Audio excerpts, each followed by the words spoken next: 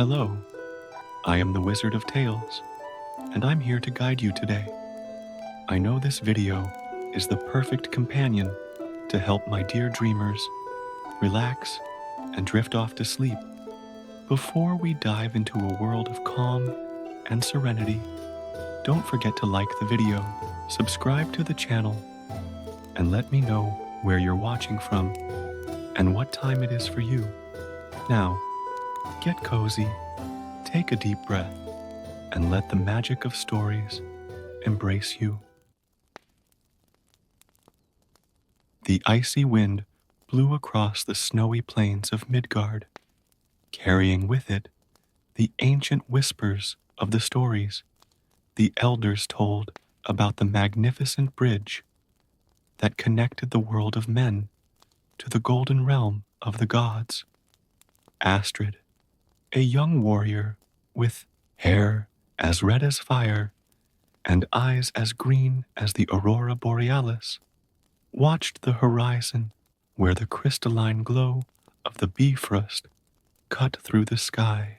Ever since she was a little girl, Astrid grew up listening to stories about Heimdall, the divine guardian who stood vigilant at his golden post, his eyes able to see every leaf that moved in the 9 worlds, and his ears so sharp that they could hear the wool growing on the sheep. Stories had always fascinated her, but never as much as at that moment when her small village was facing a threat that seemed beyond mortal comprehension. Mysterious shadows had begun to materialize at the edge of the nearby forest, creatures that didn't belong in Midgard, and that brought with them a cold unlike normal winter, a cold that froze the very soul. The elders whispered that they were harbingers of Ragnarok, the twilight of the gods, but Astrid refused to accept that the end was near without at least trying to do something about it. It was during one particularly dark night that she met Eric, a mysterious traveler who arrived in the village carrying with him an unusual knowledge of the ancient runes and the secret paths between the worlds. His golden eyes seemed to hold ancient secrets, and his presence caused a mixture of fascination and distrust among the locals. The ancient barriers between the worlds are crumbling, Eric explained during a meeting in the communal hall, his deep voice echoing off the wooden walls as the fire crackled in the central fireplace. What you've been seeing are just the first signs of something much bigger approaching. Astrid realized that Eric was no simple traveler when she saw him trace runes in the air that glowed momentarily before dissolving like mist. There was something divine about his presence, something she couldn't explain, but which resonated with the stories her grandmother used to tell about the Aesir, the gods who inhabited Asgard. The shadows began to grow bolder, venturing closer and closer to the houses at night. Children disappeared, cattle were found frozen in the fields, and a blanket of fear began to cover the village like an icy shroud. That's when Eric revealed his true purpose there. There is a way to stop this, he told Astrid privately, as they both watched the aurora borealis dance across the night sky, its colors reflecting similarly to those of Bifrost. But it will require a journey to Asgard, and I can't do it alone. The revelation that Eric was actually an emissary of Odin, sent to find a mortal worthy of crossing the Bifrost, struck Astrid like a bolt from the blue. The ancient prophecy spoke of a time when the worlds would need to unite to avoid their premature destruction before the appointed time for Ragnarok. Why me? Asked Astrid, her heart pounding at the prospect of walking across the rainbow bridge of seeing the golden realm of the gods with her own eyes. Because you still believe, replied Eric simply. When everyone else lost faith, you kept the flame of the old stories alive in your heart. What's more, you carry in your veins the blood of the ancient seers, those who could see through the veils between the worlds. The revelation about her own lineage surprised Astrid, but it explained the strange dreams she had always had, the occasional visions that had haunted her since childhood. Her grandmother, before leaving for Odin's Hall, had told her that one day she would understand her true purpose. While Eric explained the dangers of the journey that awaited them, Astrid watched the horizon where the Bifrost occasionally flickered. Crossing the bridge would not simply be a matter of walking over it. The structure itself was alive in its own way, responding only to those who were worthy and burning anyone else who dared to attempt the crossing without permission. Heimdall is watching us right now, said Eric, his golden eyes reflecting the northern lights. He knows we've come and why we're here, but even with his approval, the journey will not be easy. There are ancient forces that do not wish mortals to reach Asgard, even if it is to prevent a catastrophe. The shadows in the forest seemed to grow thicker with these words, as if responding to the mention of their existence. Astrid felt the weight of responsibility fall on her shoulders. It wasn't just her village that was in danger, but the entire fabric that held the 9 worlds in balance. When do we leave?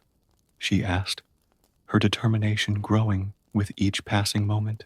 At dawn, Eric replied, when the first rays of sunlight touch the Bifrost, turning it into a path of liquid fire across the heavens.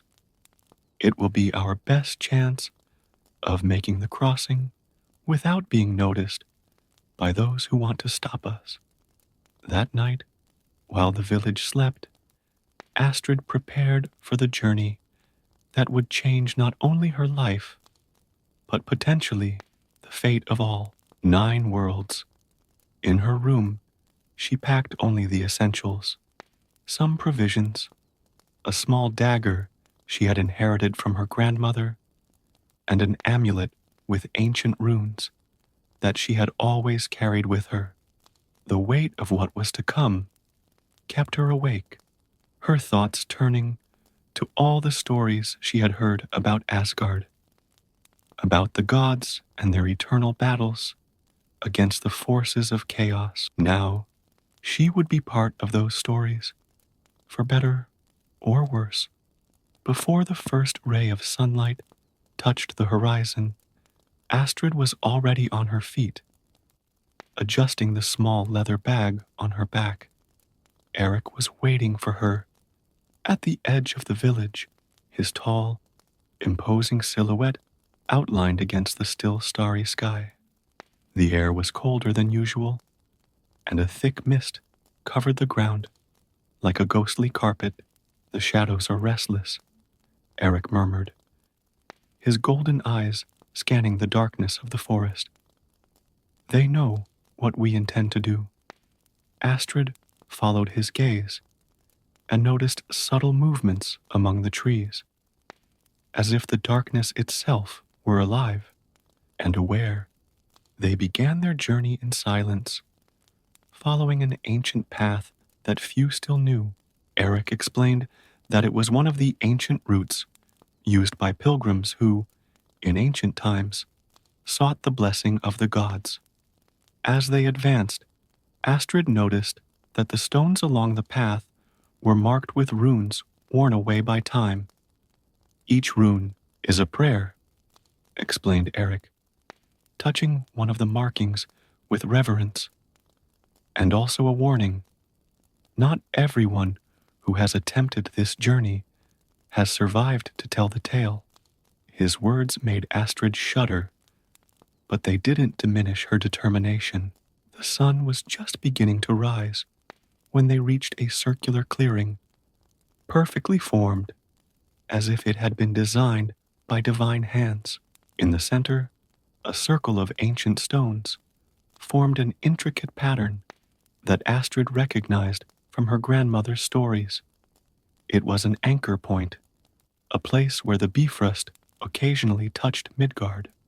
Eric began to trace runes in the air, this time with more complexity than Astrid had ever seen before.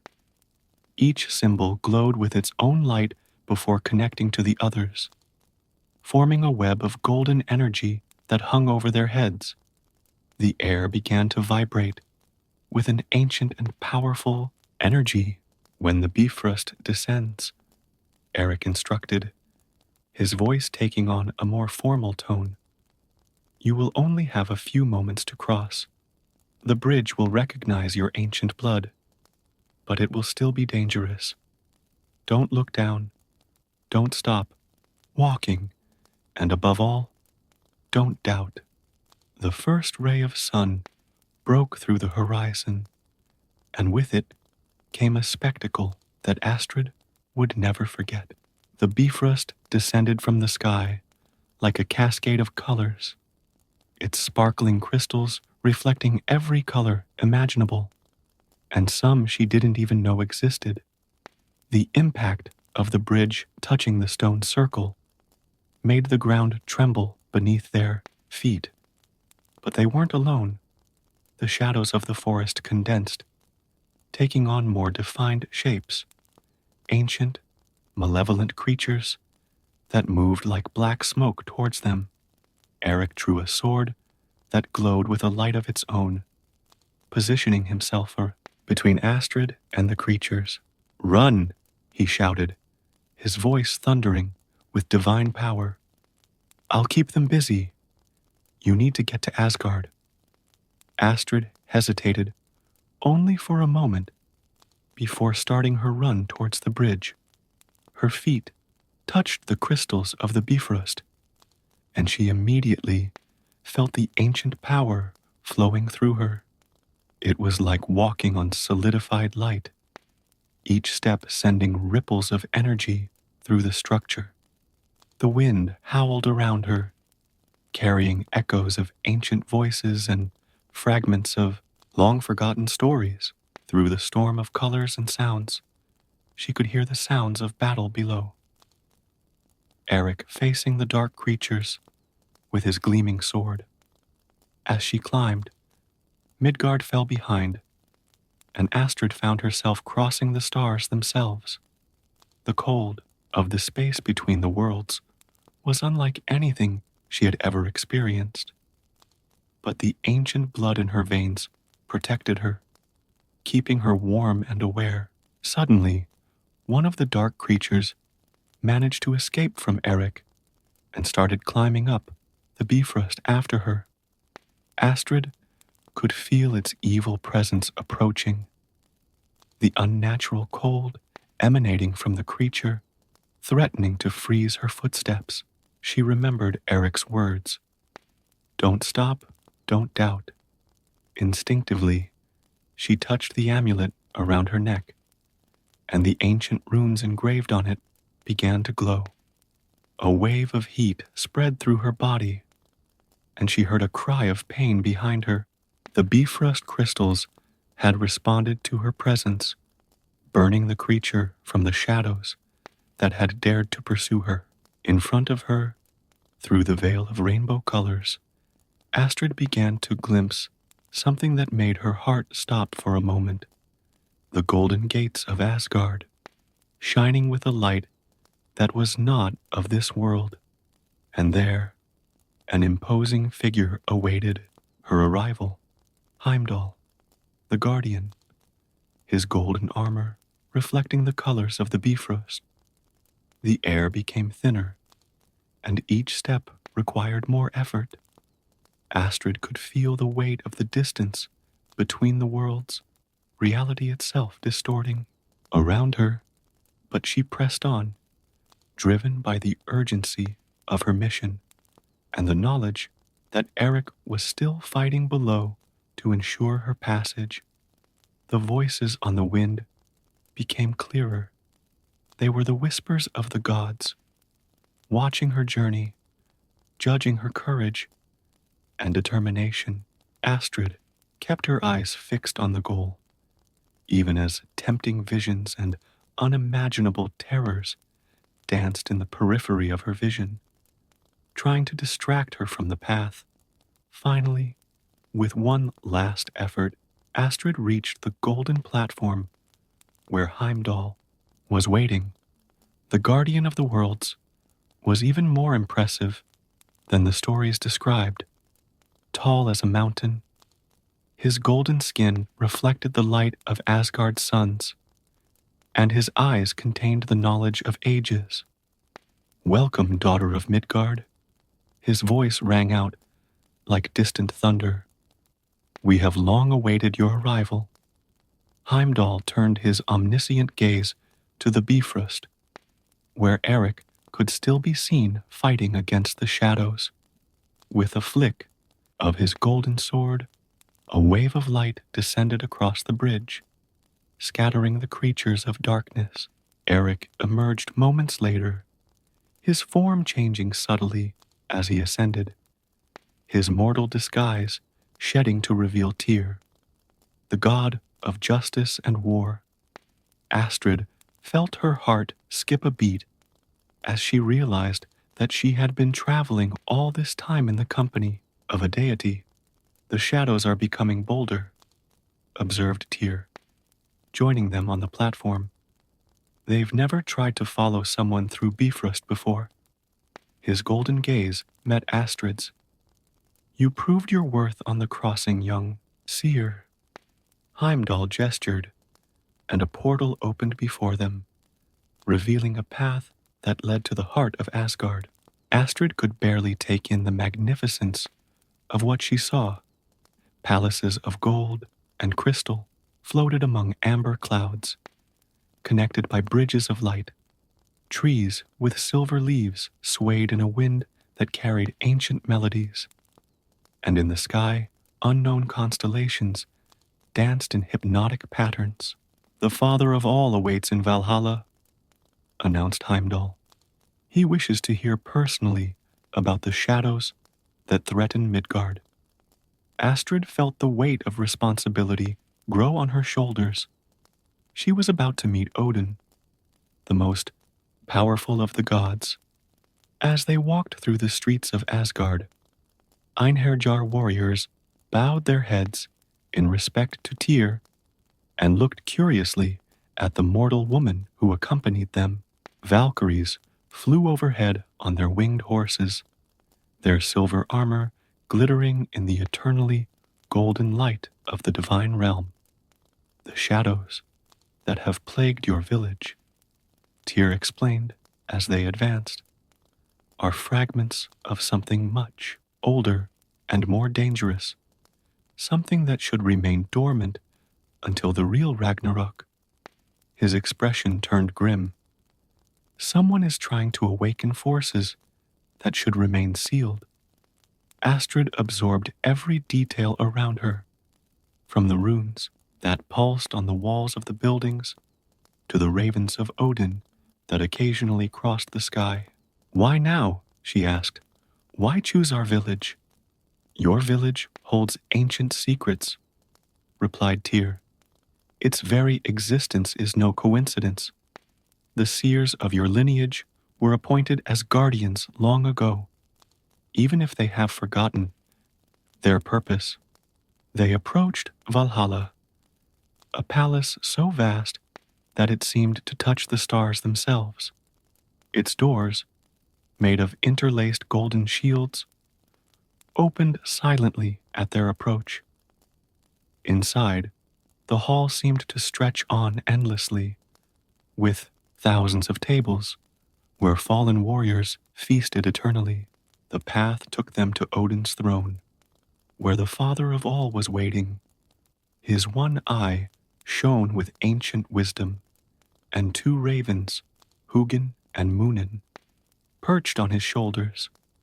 At his side was Frigg, his wife, whose gentle gaze somewhat reassured Astrid's nervousness. The daughter of the seers returns to Asgard. Odin's voice filled the hall. After so many generations, the ancient blood awakens again. He stood up, his cloak of stars floating around him. But time is cruel to us. The shadows you saw are only the beginning. Frigg approached Astrid, gently touching her face. Your grandmother served the gods well, child. She knew this day would come and prepared for it in the only way she could, by keeping the old stories alive. What's really going on? Astrid found the courage to ask. Why are the barriers between the worlds weakening? Odin made a gesture, and the air between them turned into a web of images. The 9 worlds connected by Yggdrasil, the world tree. Something is eating away at the roots of reality itself, he explained. An ancient curse, sealed millennia ago, is being awakened before its time. Loki, whispered Tyr, and the name seemed to make the flames of the torches tremble. Yes, confirmed Odin. Even in his chains, he has found a way to spread his chaos. His agents work in the shadows, weakening the seals that maintain the order of the worlds. Frigg took Astrid's hands between his. That's why you were brought here. The blood of the seers carries an ancient magic, capable of strengthening the barriers between worlds. But to fully awaken this power, you will need to undertake a dangerous journey, a journey into the nether realms. Odin added, his eyes shining brightly, to find the source of the corruption and seal it away again before it's too late. Astrid felt the weight of fate on her shoulders, but also a growing determination. Her grandmother's stories, the visions she'd always had, her natural instinct to protect. It all made sense now. She was part of something bigger, a crucial piece in a battle that spanned the ages. What do I need to do? She asked, her voice steady, despite the fear she felt. Odin rose from his throne and walked over to an ancient tapestry that covered one of Valhalla's walls. With a gesture, the woven images came to life, revealing a deep cavern in the far reaches of Niflheim, the realm of darkness and eternal mist. The source of corruption is there, he explained, where the deepest roots of Yggdrasil touch the primordial void. Loki has found a way to poison these roots through his agents, but only someone with the blood of the seers can reach this place without succumbing to the madness that permeates those depths. Frigg led Astrid to a side altar where 3 objects rested: a dagger with runes engraved on its blade, a vial containing a liquid that glowed like liquid stars, and a necklace with a crystal that seemed to contain an aurora borealis inside. These are sacred tools, said the goddess, forged at the dawn of time for moments like this. The dagger can cut through the veils between worlds. The elixir will keep your essence intact in the depths. And the necklace. She paused meaningfully. The necklace contains a spark of Bifrost itself, capable of illuminating even the deepest darkness. Tyr approached, his presence emanating strength and determination. I will accompany you to the gates of Niflheim, but beyond that point, you must go alone. The ancient laws are clear. Only the blood of seers can directly interfere with the roots of the world tree.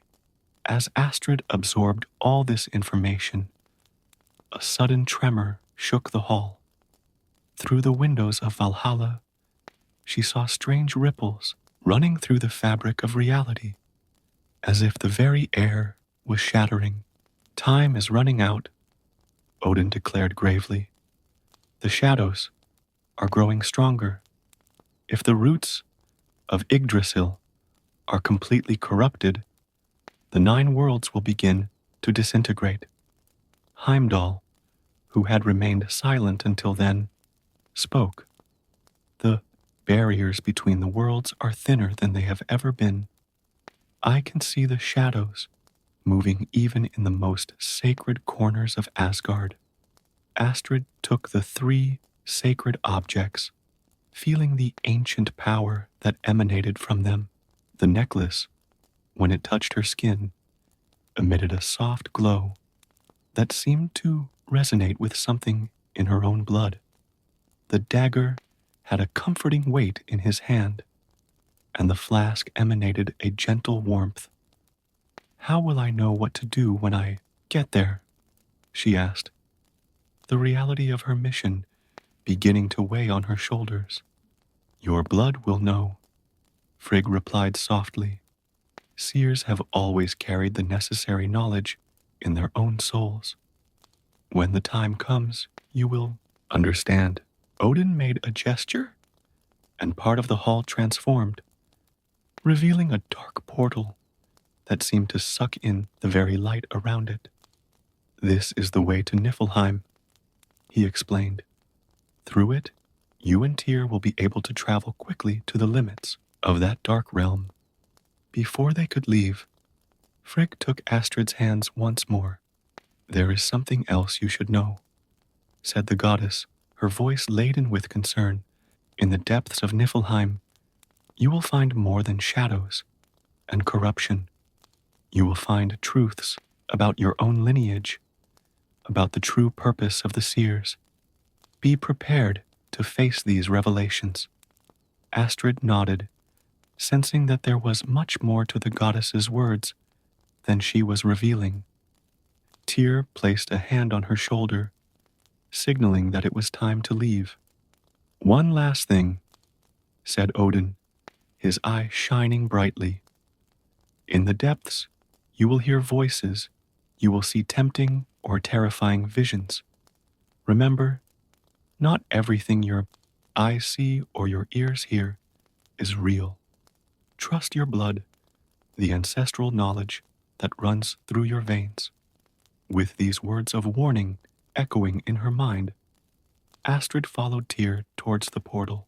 Darkness immediately enveloped them, and she felt as if she were falling through an endless abyss. The necklace around her neck glowed brighter, creating a protective bubble of light around her.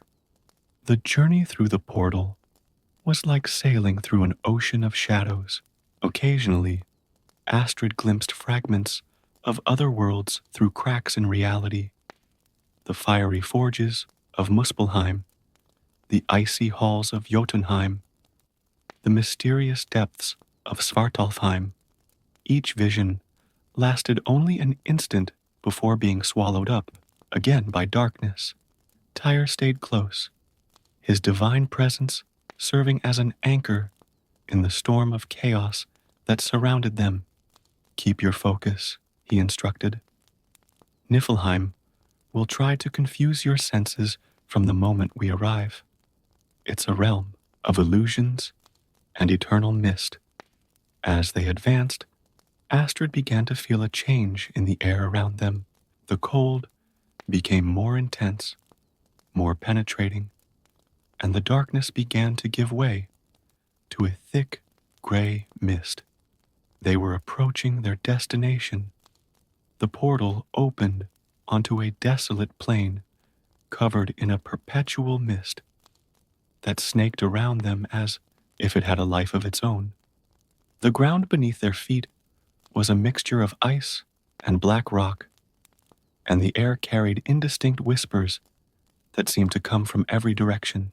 Here we part, said Tyr, his imposing figure contrasting with the bleak landscape. Follow the call of your blood. It will guide you to the corrupted roots. His golden eyes met Astrid's one last time before he disappeared into the mist. Alone in Niflheim, Astrid felt the full weight of her mission.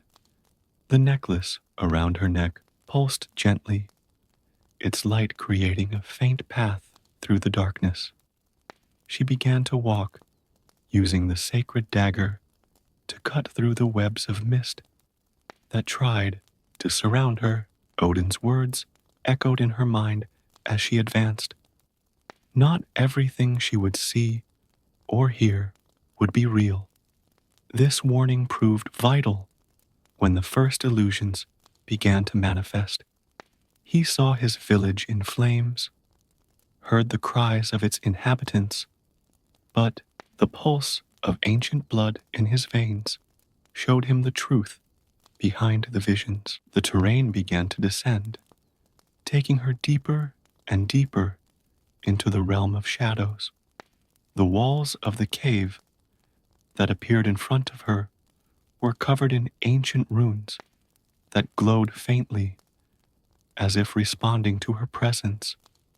Some she recognized from her grandmother's stories, others seemed older than language itself.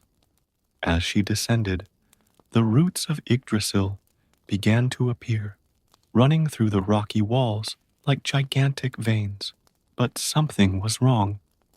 Dark spots spread across them like a disease, and a black, viscous liquid dripped from their wounds. It was then that the voices began, no longer indistinct whispers, but clear words that promised power, knowledge, the ability to change the fate of the 9 worlds. Astrid recognized this as another attempt to confuse her and reached for the vial of star elixir, taking a small sip that instantly cleared her mind. In the heart of the cave, she found what she was looking for, a nexus where several of Yggdrasil's main roots met. At the center of this confluence, a shadowy figure worked, his hands emanating an evil energy that seeped into the roots.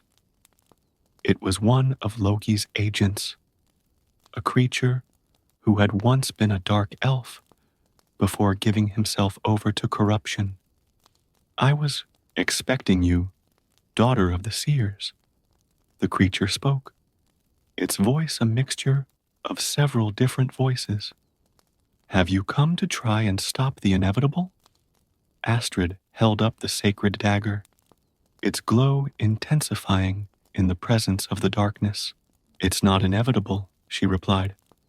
"Ragnarok has its own time, and it's not now." The creature laughed, a sound that made the very roots tremble. "Your lineage was always so presumptuous, thinking they could maintain the natural order of things. But do you know why you were really chosen? Why did the gods entrust this power to mortals?" Before Astrid could react, visions flooded her mind. She saw the first seers, saw how they were created not just to protect, but to serve as living anchors, keeping reality stable through their own suffering. He saw his grandmother carrying the weight of this knowledge in silence until the end. "They made you slaves," the creature continued, living chains to maintain their precious order. But something in the visions caught Astrid's attention. It wasn't slavery she saw, but a choice. The first seers had accepted their role voluntarily, understanding the importance of balance between the worlds. Her grandmother didn't carry a burden, but a purpose. The ancestral knowledge in her blood awoke fully, and Astrid finally understood what she needed to do. She lifted the necklace containing the Bifrost spark, its glow intensifying until it was almost blinding. The sacred light of the rainbow bridge was anathema to the shadows, and the creature recoiled with a cry of pain. Taking advantage of this moment, Astrid began to sing. Not an ordinary song, but an ancient chant that arose naturally from her ancestral memories. The runes on her dagger responded, glowing in sync with her singing, and she began to trace symbols in the air that materialized in pure light. The creature tried to stop her, casting shadows that were dispersed by the glow of the necklace. Yggdrasil's roots began to pulse with new energy, responding to the power of the seer's blood. The corruption began to recede, burned away by the sacred light emanating from the symbols that Astrid continued to trace. With one fluid movement, she drove the dagger into the center of the nexus of roots, completing the circle of runes. A wave of energy exploded from the point of impact, purifying the roots and dispelling the shadows. The creature let out one last scream before collapsing into black mist. The silence that followed was profound, broken only by the soft pulsing of the now healed roots. Astrid felt the ancient power ebb away, leaving her exhausted but satisfied. She had fulfilled her purpose, not as a slave of the gods, but as a guardian by choice. The path back to the surface seemed shorter, as if Niflheim itself recognized her victory and helped her on her journey. Tyr was waiting for her where they had parted, a smile of approval on his divine face. The barriers between the worlds are already beginning to strengthen, he said. Not only have you prevented corruption, but you have also fully awakened the power of your bloodline. When they returned to Asgard, Astrid was greeted like a true hero. Odin and Frigg were waiting for her in Valhalla, along with Heimdall and the other gods, but her thoughts were already in her village, with the people who needed her protection. Your place is in Midgard, said Frigg gently, noticing her thoughts. But now you fully understand your role as guardian. Astrid nodded. Feeling at peace with her destiny, she returned to her village, not just as an awakened seer, but as a living bridge between the worlds, ready to maintain the balance and protect the ancient stories that she now knew were much more than just tales. The shadows had retreated, but she knew that other threats would come, and when they did, she would be ready, carrying with her the knowledge of the ancients and the strength of her own choice to be a guardian of the 9 worlds.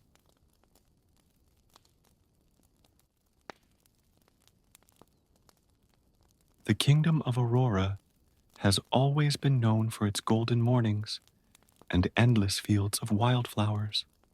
On the highest towers of the castle, colorful flags danced in the wind, celebrating the birth a few days ago of the long-awaited Princess Aurora, first daughter of King Stefan and Queen Beatrice. After years of waiting and praying to the heavens, the kingdom finally had its heiress. The castle's great hall had been elaborately decorated for the little princess's presentation. Silk tapestries in the colors of the kingdom, blue and gold, hung from the stone walls, while hundreds of scented candles illuminated the room with their soft light. The servants were running around, adjusting the last details of the tables, full of delicacies, and making sure everything was perfect for the arrival of the 12 fairy godmothers. Queen Beatrice, still recovering from childbirth, smoothed her golden hair in front of the mirror while watching the crystal cradle where her daughter slept serenely. King Stefan, a gentleman with a neatly trimmed beard, approached silently and placed his hands on his wife's shoulders. "She's perfect, isn't she?" whispered Beatrice, with tears of happiness in her eyes. "As perfect as her mother," replied Stefan, gently kissing the queen's forehead. The 12 fairies began to arrive one by one, each one more dazzling than the last. Their wings sparkled like diamonds under the candlelight, and their dresses seemed to be woven from the moonlight itself. The first to arrive was Primavera, with her pink hair and a dress adorned with tiny flowers. Next came Melodia, whose steps were so light that she seemed to float over the marble floor. Each fairy brought with them a special gift for the princess, stored in small crystal jars that emitted a soft, mysterious glow. The guests began to take their places at the long tables in the hall, while musicians played their harps and flutes, creating a magical and solemn atmosphere. The blessing ceremony was about to begin when an unexpected icy wind blew out all the candles in the hall. The large oak doors opened with a bang, revealing a tall, dark figure. It was Maleficent, the 13th fairy, who had not been invited to the celebration. Her green eyes glowed with a frightening intensity, and her black dress seemed to be made of her own shadows. A deathly silence overtook the hall as she advanced towards the royal cradle, her staff tapping rhythmically against the floor. What a lovely party! Her voice echoed through the hall, laden with irony. I imagine my invitation got lost somewhere along the way. King Stefan stood up, trying to keep his composure. Maleficent, we didn't think you'd. That I what? She interrupted, her cruel smile revealing perfectly white teeth. That I'd like to take part, that I might also have something to offer your precious princess. Queen Beatrice instinctively placed herself between the fairy and her daughter's cradle, but Maleficent pushed her away with a simple hand gesture. The other fairies looked at each other tense, knowing that they couldn't directly interfere in the actions of one of their sisters. Since I'm here, continued Maleficent, leaning over the cradle, I'll also give Princess Aurora my present. Her staff began to glow with a greenish, sinister light. On the day of her 15th birthday, the princess will stick her finger in a spinning wheel and die. The hall erupted in screams of horror as Maleficent laughed, her laughter echoing off the castle walls. Little Aurora began to cry, as if she understood the gravity of the curse she had just received. It was then that Luce, the youngest of the good fairies, and the only one who hadn't yet offered her gift, came forward. Her silver hair reflected the moonlight coming through the tall windows, and her expression was one of determination. I can't completely undo Maleficent's curse, she declared, her voice clear and firm, but I can change it. When Aurora sticks her finger in, instead of death, she will fall into a deep sleep, and from this sleep, she will only awaken with the kiss of true love. Maleficent watched the intervention with a mocking smile on her lips. As you wish, she said, spinning on her heels. Fate is sealed. And with that, she disappeared in a cloud of green smoke, leaving behind only the echo of her cruel laughter. King Stefan, determined to protect his daughter, immediately ordered all the spinning wheels in the kingdom to be burned. Guards were sent to every village, every house, every barn, collecting and destroying any instrument that might pose a threat to the princess. The 11 remaining fairies gathered around the cradle, each offering their unique gifts: beauty, grace, music, wisdom, kindness, and other attributes that would make Aurora an extraordinary princess. But even with all these blessings, the shadow of Maleficent's curse hung over the castle like a dark cloud on a summer's day. Queen Beatrice, still trembling, held her daughter in her arms, silently promising that she would do everything in her power to protect her. King Stefan, for his part, immediately began planning ever stricter security measures, determined to prevent the prophecy from being fulfilled. And so, as the night wore on and the guests retired in silence, the fate of little Princess Aurora began to unfold, woven by the invisible threads of magic, love, and fear in a pattern that not even the fairies could fully predict. The years following the celebration of Aurora's birth were marked by drastic changes in the kingdom. King Stefan, consumed by concern for his daughter's safety, transformed the once cheerful castle into a fortress of rules and restrictions. Guards were stationed in every corridor, and visitors were thoroughly examined before entering the royal gates. Little Aurora grew up protected by these stone walls, but her gentle and curious nature could not be contained. At the age of 5, her golden hair, like her mother's, already reached her waist, and her blue eyes shone with a vivacity that charmed everyone who met her. The blessings of the fairies were clearly evident.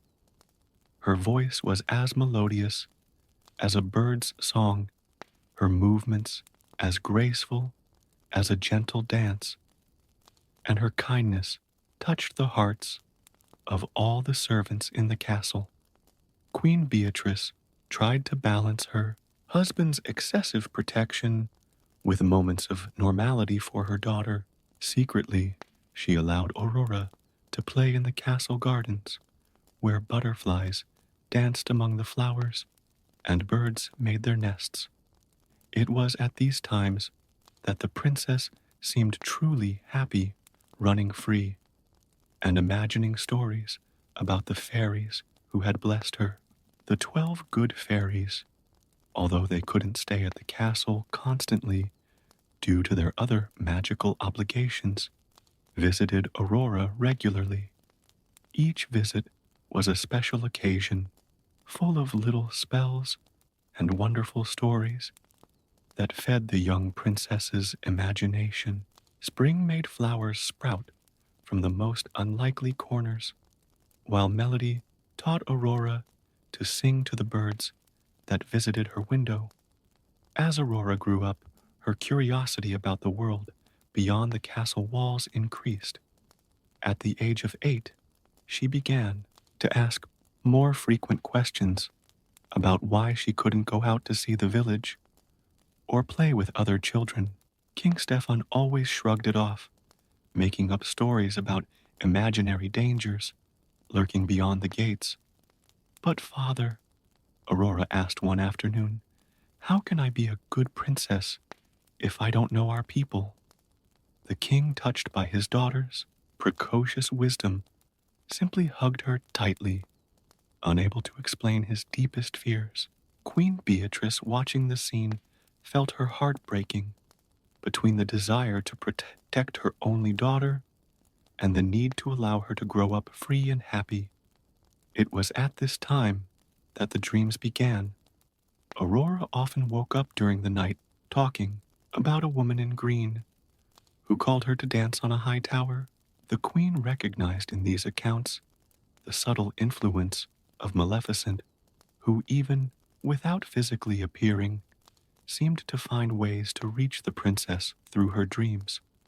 Worried, the queen secretly summoned Luce, the youngest of the good fairies, for consultation. The fairy, now more experienced, but still retaining her characteristic gentleness, explained that the dreams were a natural manifestation of the magic surrounding Aurora. We can't stop the magic from reaching her, explained Luce, her silver dress shimmering in the moonlight. But we can teach her to be strong enough to resist any negative influence. Following Luce's advice, the queen began to tell Aurora stories about courage, wisdom, and true love. The princess absorbed every word with fascination, especially the stories about how true love could overcome any obstacle. Meanwhile, in the darkest corners of the kingdom, Maleficent watched Aurora grow up through her pet raven. The evil fairy hadn't given up on her revenge. but she waited patiently, knowing that every day that passed brought the princess closer to her sealed destiny. The years went by, and Aurora blossomed into an extraordinary young woman. At the age of 12, she already displayed a wisdom beyond her years, mixed with a captivating innocence that was the product of her sheltered upbringing. Even confined to the castle, she found ways to spread joy.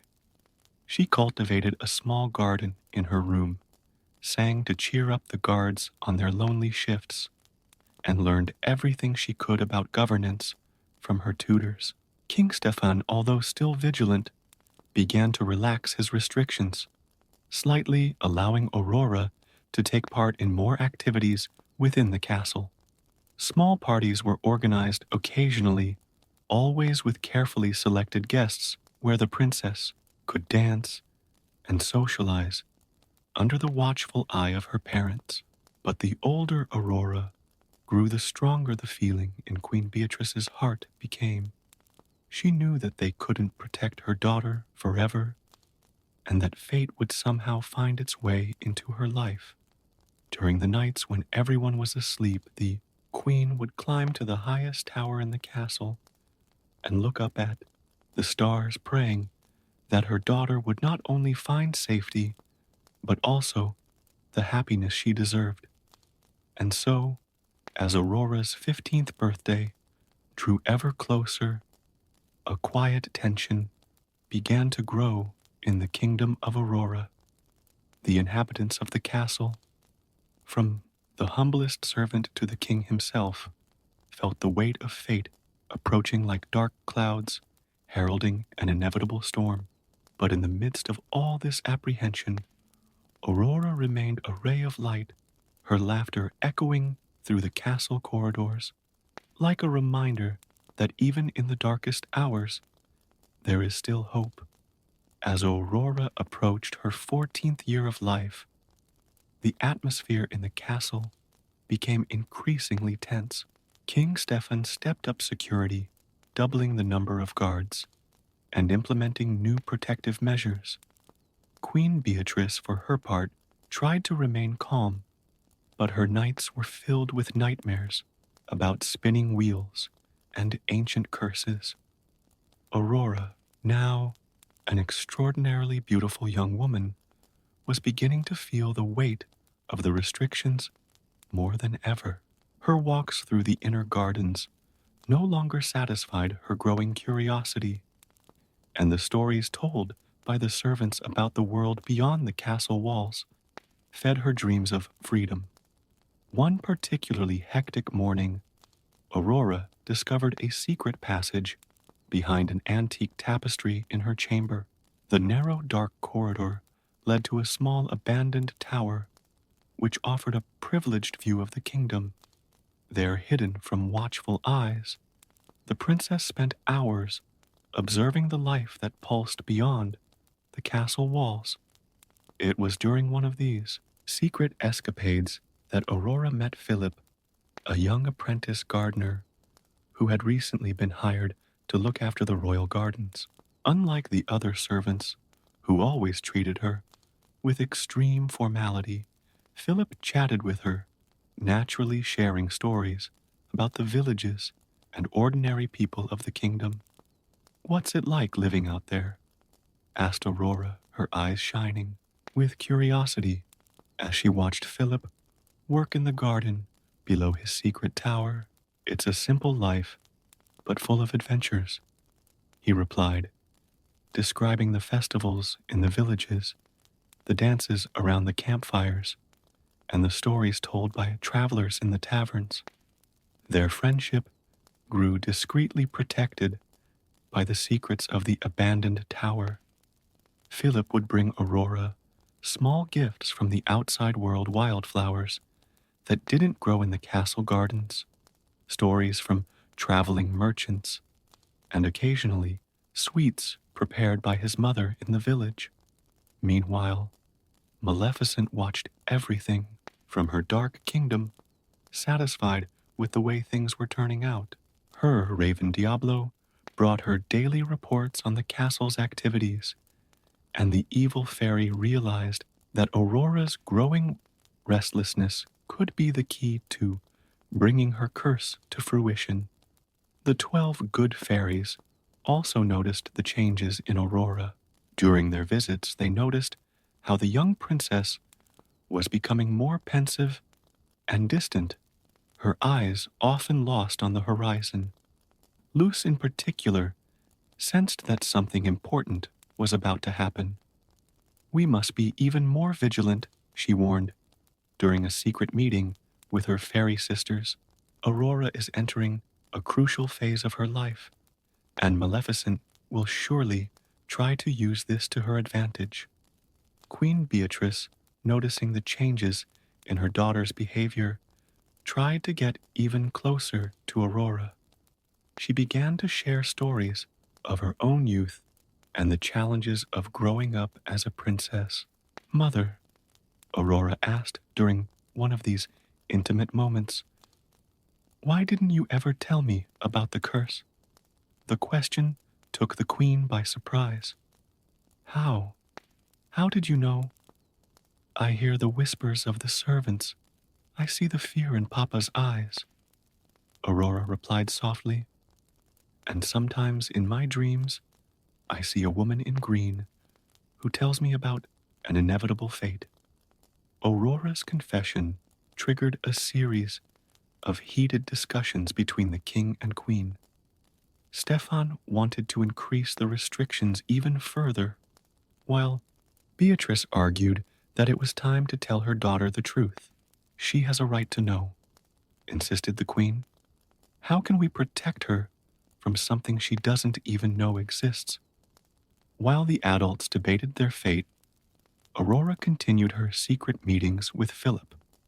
Their friendship was beginning to develop into something deeper, although neither dared to admit it. Sometimes I dream that I'm free like the birds, Aurora confided to Philip one golden afternoon, that I can fly beyond these walls and discover the world for myself.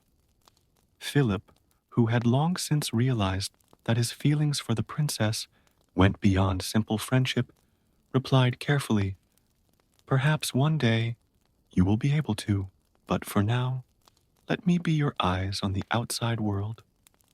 What neither of them knew was that Maleficent had bewitched Diablo into taking the form of one of the many birds that Aurora fed in her window.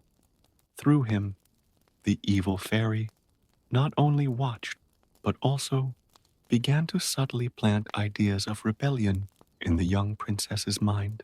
As Aurora's 15th birthday approached, her dreams of the woman in green became more frequent and vivid. In each dream, Maleficent showed the princess tantalizing visions of freedom and adventure, always guiding her towards a mysterious tower where a spinning wheel awaited.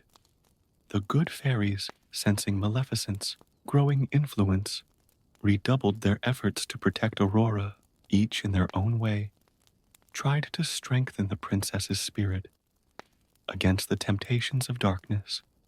Spring taught her about the beauty of patience through the cultivation of rare flowers, while Melody showed her how music could be a refuge in moments of solitude.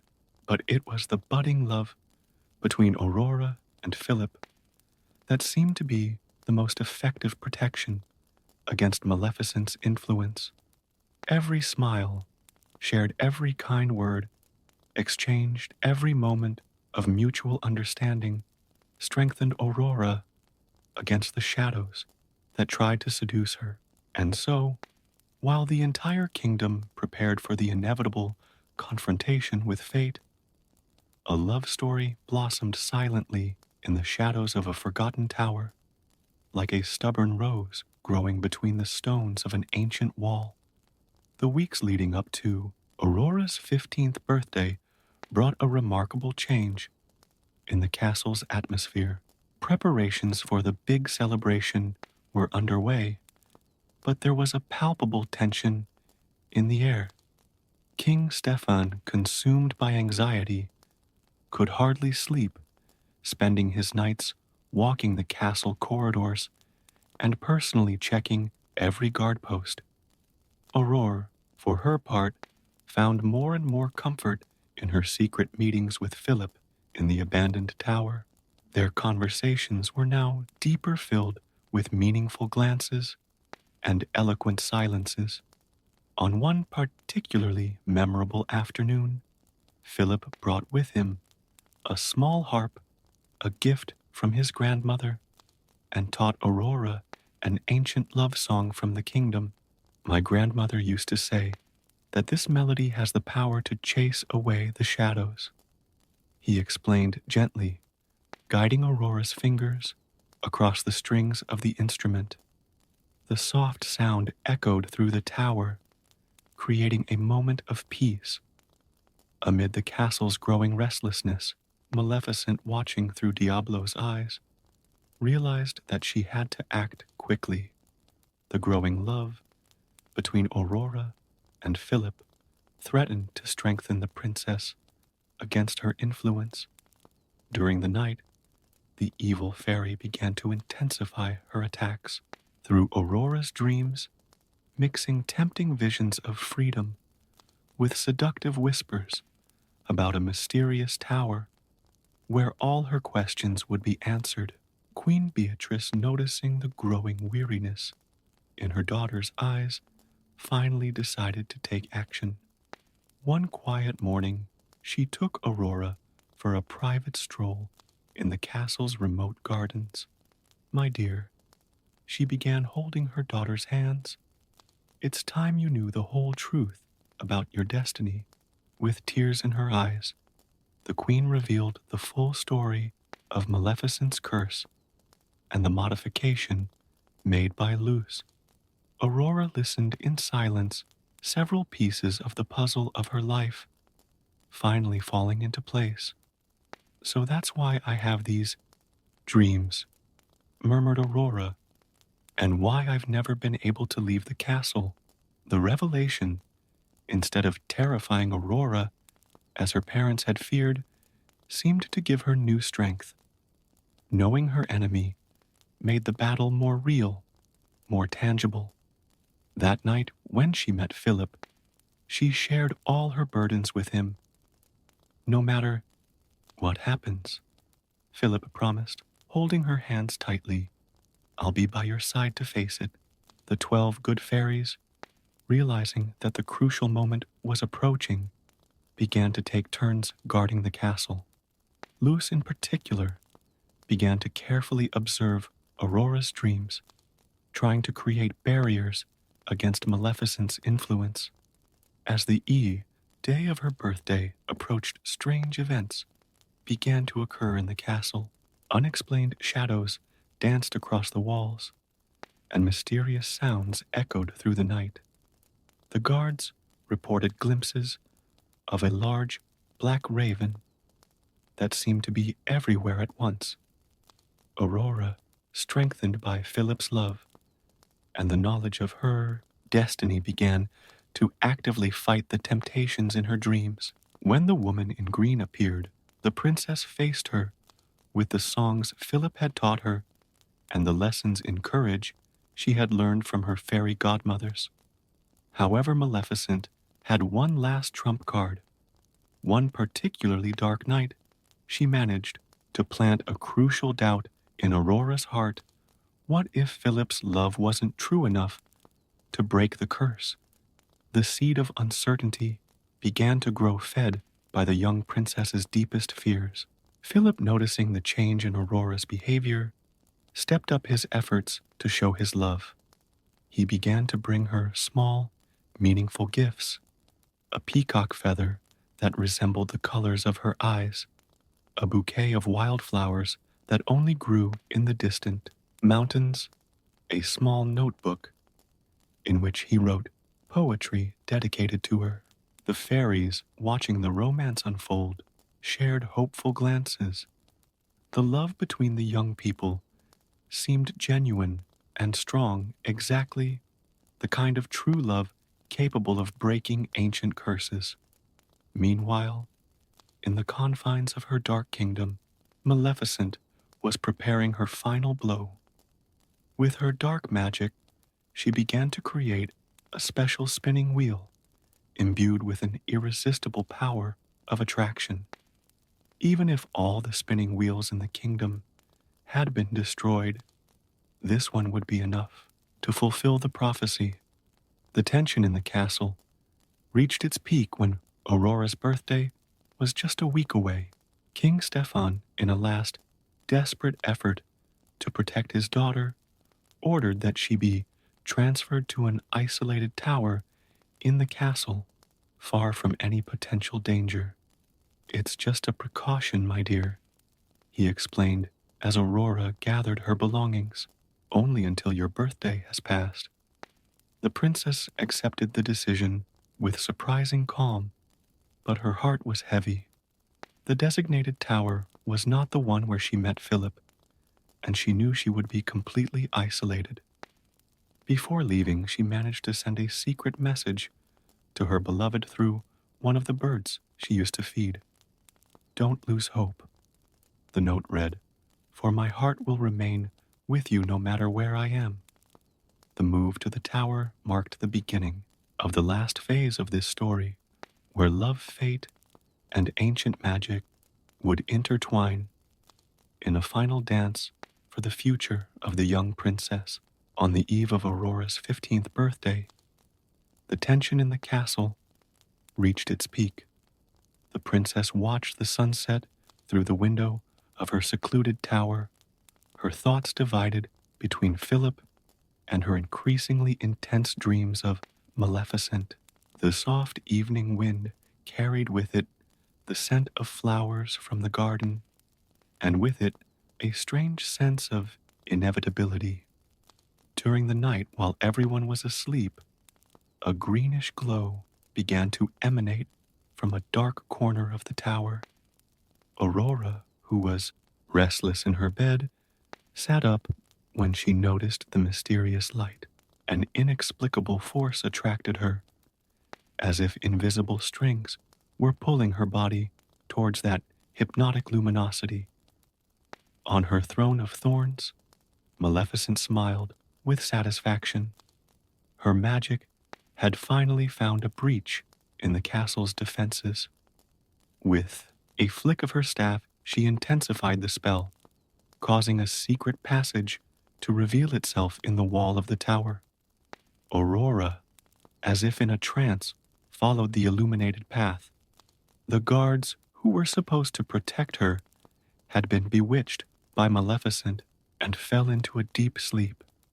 The princess climbed spiral stairs that seemed to have no end, her bare feet barely touching the cold stone steps. Philip, who was secretly standing guard in the gardens near the tower, noticed the strange glow in the upper windows. His heart raced as he recognized Maleficent's dark magic, which Aurora had told him about. Without hesitation, he began to climb the tower using the ancient vines that grew on its walls. In the depths of the castle, the 12 good fairies also sensed the magical disturbance. Luce, who was closest, immediately flew towards the tower, her silver wings cutting through the darkness of the night. The other fairies scattered around the castle, trying to wake the guards and alert the kings. Aurora reached a circular chamber at the top of a tower she didn't know. In the center of the room, illuminated by that eerie greenish light, was an ancient spinning wheel. Her fingers tingled with the desire to touch the gleaming spindle, while her mind fought against the enchantment. "Come, dear," whispered Maleficent's voice, materialized from the shadows. "Don't fight your destiny. Some stories have to take their course." The princess hesitated. The lessons of courage from her fairy godmothers and Philip's love fighting against the dark magic that clouded her thoughts. "You can't force me," she said, her voice trembling slightly. Maleficent laughed a cold sound that echoed off the stone walls. I don't need to force you, my dear. The curiosity in your heart will do it for me. Don't you want to know what the spindle chimes sound like? Don't you want to find out if your gardener prince really loves you enough to break the curse? Just then, Philip reached one of the chamber's windows. His heart froze as he saw Aurora slowly approaching the spinning wheel. Aurora, he shouted, his voice cutting through the magic-laden air. The princess blinked, the sound of her beloved voice temporarily breaking the spell. But Maleficent was ready. With a gesture of her staff, she created a magical barrier that prevented Philip from entering the chamber. Watch, young fool, teased the evil fairy, as destiny is fulfilled. Luce arrived just then, her silver magic colliding with Maleficent's green barrier. The two spells intertwined in a light show as Aurora continued her slow walk towards the rock. Aurora, remember who you are, shouted Luce, maintaining her magical attack. Remember the love in your heart. The princess stopped her fingers, inches from the spindle. For a moment, images flooded her mind. Philip teaching her the song in the abandoned tower, her mother telling stories of courage, the fairies sharing their gentle magic. Maleficent, realizing that she was losing control, intensified her spell. Touch him, she commanded, her voice charged with power. Complete your destiny. At that crucial moment, Philip managed to find a gap in the magical barrier. Throwing himself through it, he ran towards Aurora. His fingers almost reached hers, but it was too late. The princess's finger touched the tip of the spindle, and a single drop of blood fell to the stone floor. Aurora staggered her eyes, meeting Philip's one last time before she fell. He caught her before she hit the ground, holding her in his arms as silent tears streamed down her face. Maleficent laughed triumphantly, her body turning into green flames that danced through the chamber. The curse is complete, she declared, disappearing in a burst of emerald light. The whole castle seemed to sigh. As Aurora closed her eyes, falling into her enchanted sleep, flowers began to sprout from the stones on the floor, covering the chamber with their wild beauty. The 12 good fairies arrived one by one, their faces marked by sadness and determination. All is not lost, said Luce, approaching Philip, who still held Aurora in his arms. If your love is true, you can break the curse. Philip gazed into the serene face of his beloved, remembering every moment they had shared in the abandoned tower, every smile, every sweet word. Leaning in gently, he pressed his lips to hers in a gentle kiss filled with all the love he held in his heart. For a moment, nothing happened. The silence in the chamber was absolute. Then slowly, a golden light began to emanate from Aurora's chest, spreading throughout her body.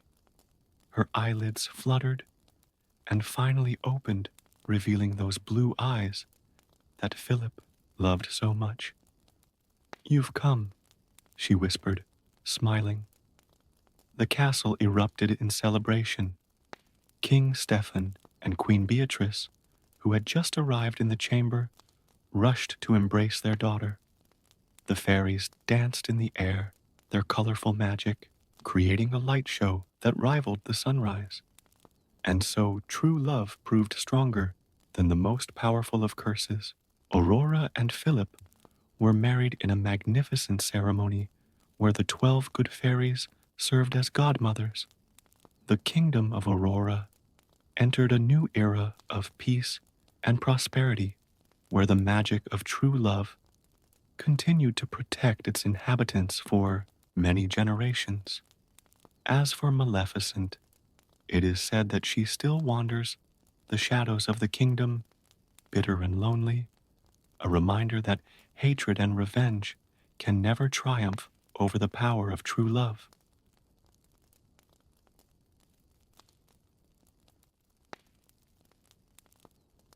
The wind howled across the green hills of ancient Ireland, carrying with it the echo of stories yet untold.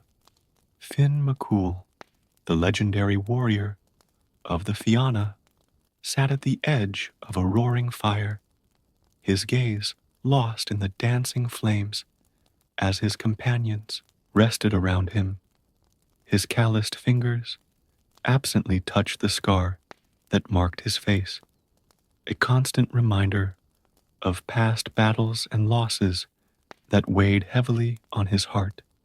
The Fianna camp was quiet that night, except for the occasional neighing of horses and the soft murmur of conversation around the fires. Oisin, Finn's poet son, watched his father with concern. Lately, he had noticed a change in the great warrior, an invisible weight that seemed to grow every day, a sadness that not even the greatest victories in battle could dispel. Father, Oisin spoke softly, approaching the fire, the bards have begun to sing of the cauldron of Caradwen again. His eyes glittered with a mixture of hope and caution. They say he has been seen in the northern lands. Finn looked up, a spark of interest lighting his tired eyes. The cauldron of Caradwen was an ancient legend, a magical artifact that, according to stories, possessed the power to heal any wound. But it wasn't the physical wounds that tormented Finn. It was the invisible ones, the ones that bled silently in his heart. The cauldron is just a children's story, Oisin, replied Finn, but his voice betrayed a hint of curiosity. Beside him, Bran, his faithful hound, raised his head, his intelligent eyes fixed on his master. A figure emerged from the shadows. It was Diarmuid, the youngest and most impetuous of the Fianna warriors. His face was marked by fierce determination. These are not just stories, my leader. I met a traveling druid yesterday. He spoke of the cauldron with his own eyes. It is in the lands of the others, beyond the veil of mist. Diarmuid's words caused a murmur among the warriors gathered around. The fire, the others, were creatures from ancient legends, beings that inhabited a realm parallel to that of mortals. Crossing to their lands was a journey that few dared to undertake, and even fewer returned to tell the story. Gall MacMorna, Finn's former rival, who now served as his most loyal advisor, approached with heavy steps. The lands of the others are treacherous, Finn, but if there's a chance of finding the cauldron, his voice trailed off, leaving the implications hanging in the night air. Finn slowly stood up, his imposing figure casting a long shadow over the camp. Years of Fianna leadership had left their mark, not just in visible scars, but also in invisible ones. Every warrior lost in battle, every difficult decision, every necessary sacrifice, it all weighed on his soul like armor that could not be removed.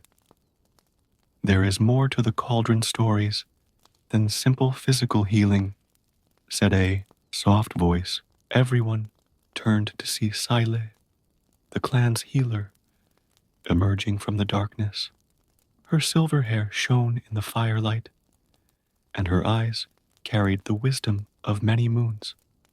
The true power of the cauldron of Caradwen lies in its ability to heal the wounds that the eyes cannot see, the pains that no medicine can reach. Seal's words touched something deep in Finn.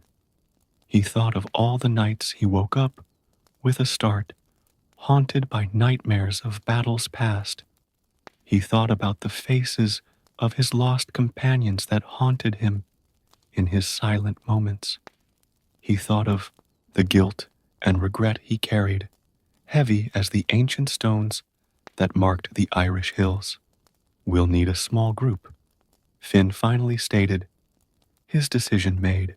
Quick, silent movement through the lands of the others. His eyes roamed the faces around him, assessing each one. "Oisin, dear Muid, you will come with me. Gaul, I need you to lead the Fianna in my absence." A respectful silence fell over the camp, broken only by the crackling of the fire. Every warrior present knew that this was not just another quest for glory or treasure. It was a journey for the very soul of their leader. Sile approached Finn, handing him a small leather bag. "Herbs for the journey," she explained. "And something else." She lowered her voice so only he could hear. "Remember, Finn McCool, that sometimes the greatest battles are fought within ourselves." As preparations for the journey began, Finn remained standing, watching the stars that dotted the night sky. Bran sat beside her, offering the silent comfort of his presence. The wind continued to blow through the hills, but now it seemed to carry a new purpose, a call that echoed in the depths of his being. The search for the cauldron of Caradwyn would be more than a simple adventure. It would be a journey into the heart of her own wounds, a chance to find healing, not just for herself, but perhaps for all Fianna who bore their own invisible scars. As dawn broke, Finn McCool, the legendary warrior, would set out not in search of glory or fame, but in search of something far more precious, the peace that had eluded him for so long. The camp gradually fell silent, but the anticipation of the journey to come hung in the air like mist over the Irish hills. Tomorrow, when the sun rose, an adventure would begin that would change not only Finn's destiny, but his understanding of what it truly means to be a warrior, not just on the battlefield, but also in the depths of the human heart. With the first ray of sunlight, Finn, Oisin, and Diarmuid departed the Fianna camp. Bran, the loyal hound, followed at his master's side, his attentive nose picking up the scents of the morning. The small group traveled light, carrying only the essentials on their mounts: provisions, weapons, and Sile's bag of herbs. The familiar landscape of the Irish lands gradually gave way to lesser-known territories. The green hills became steeper, and the fog that hung over the ground seemed denser and full of mystery. Oisin, always attentive to ancient legends, shared stories about the lands of the others as they rode. "They say time flows differently beyond the veil," he murmured, his eyes scanning the shadows between the trees. "A day in your lands can be a year in our world, or a moment can last an eternity." Diarmuid, restless in his saddle, added, "And the inhabitants? I have heard stories of creatures that change shape at will, of music that bewitches the soul until you forget who you are." Finn listened in silence, his mind wandering between the present and the memories that haunted him. Sile's words echoed in his thoughts. The greatest battles are fought within ourselves. How many internal battles had he fought over the years, hiding his pain under the mask of a fearless warrior? At noon, They stopped near a stream to rest their horses. As Diarmuid prepared a simple meal, Finn watched his reflection in the crystal clear waters. The scar on his face seemed deeper, as if the stories of his battles were etched not just into his flesh, but into his very essence. Father, called Oisin, sitting down beside him, you never told me how you got that scar. Finn touched the mark on his face, feeling the familiar relief beneath his fingers. It was during the Battle of Glenmama, he began, his voice thick with memories. It wasn't the blade that left the biggest mark, but the price of victory that day. Before he could continue, Bran stood up suddenly, his ears alert and a low growl in his throat. The mist around them began to thicken unnaturally, snaking between the trees like ghostly fingers. Get ready, ordered Finn, his hand instinctively reaching for the sword. We are approaching the Vale. The temperature dropped sharply, and the air became heavy with an ancient and mysterious energy. The horses fidgeted, their hooves tapping nervously on the ground. Among the mist, shadows began to dance, taking on vaguely human shapes before dissolving again. A distant song reached his ears, sweet and seductive, carrying promises of peace and oblivion. Oisin, being the son of a woman from the others, recognized the danger immediately. Don't listen, he warned, his voice tense. That's what they call travelers to their kingdom. Diarmuid had already drawn his sword, his eyes scanning the fog for tangible threats. How do we get across? He asked, his young voice betraying a hint of apprehension. Finn removed the bag of herbs that Sile had given him, finding among them a small bunch of dried fern. The healer knew we'd get here, he murmured, a knowing smile on his lips. Following an ancient instinct, Finn burned the fern, letting its smoke mix with the mist. Gradually, a path began to form before them, as if nature itself responded to the ancient ritual.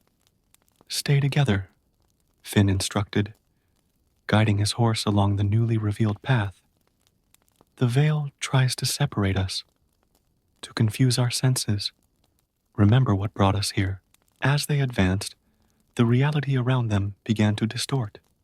Trees seemed to shift when unobserved, and shadows moved against the wind. Time lost its meaning.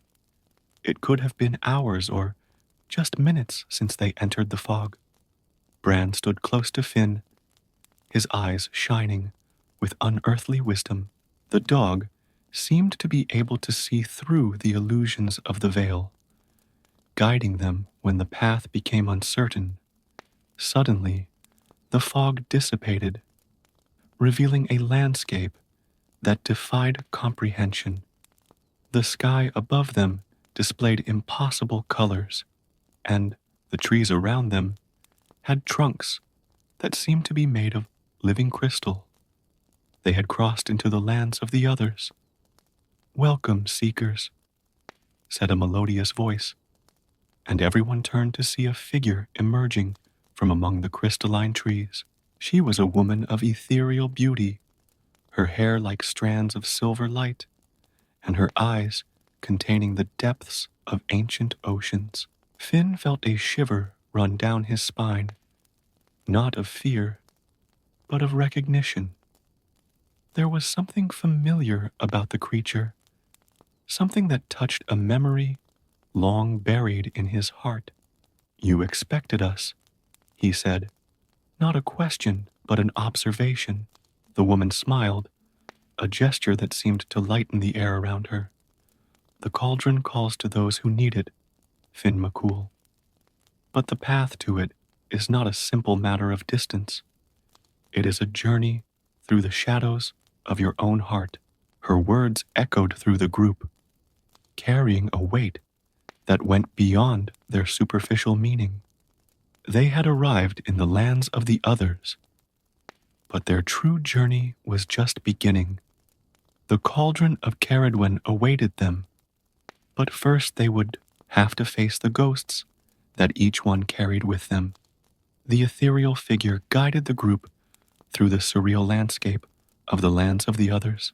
Each step revealed new wonders and terrors, flowers that sang silent melodies, trees whose branches moved like dancing serpents, and shadows that seemed to have a life of their own.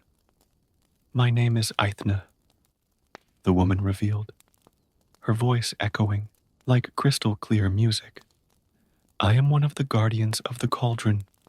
We have long awaited your arrival, Finn McCool." Oisin observed Aithna with fascination, recognizing in her traits similar to those of his own mother, who also belonged to the people of the others.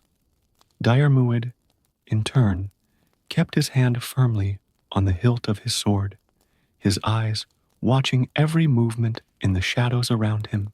"How could you have waited for us?" questioned Finn, his deep voice cutting through the mystical air. "Even I didn't know it was coming until a few days ago." Aithna smiled, a gesture that seemed to lighten the air around her. "Time flows differently. Here, warrior, what for you was a recent decision, for us was an ancient certainty. Your wounds called to the cauldron long before you knew of its existence." They continued walking along a path that wound between living crystals, each reflecting the traveler's memories and dreams. Finn found himself confronted with images of past battles, victories, and defeats that had shaped his life. In one of the crystals, he saw the exact moment he received his scar. Not only the physical blow, but also the emotional weight of that day. "The cauldron is no ordinary object," Aithna explained, noticing Finn's gaze on the crystallized memories. "Its power lies not just in physical healing, but in the ability to confront and reconcile with the wounds we carry in our souls." Bran, who had been walking next to Finn, suddenly stopped, his ears alert. A distant sound reached them, a sad, ancient song filled with laments and promises of consolation.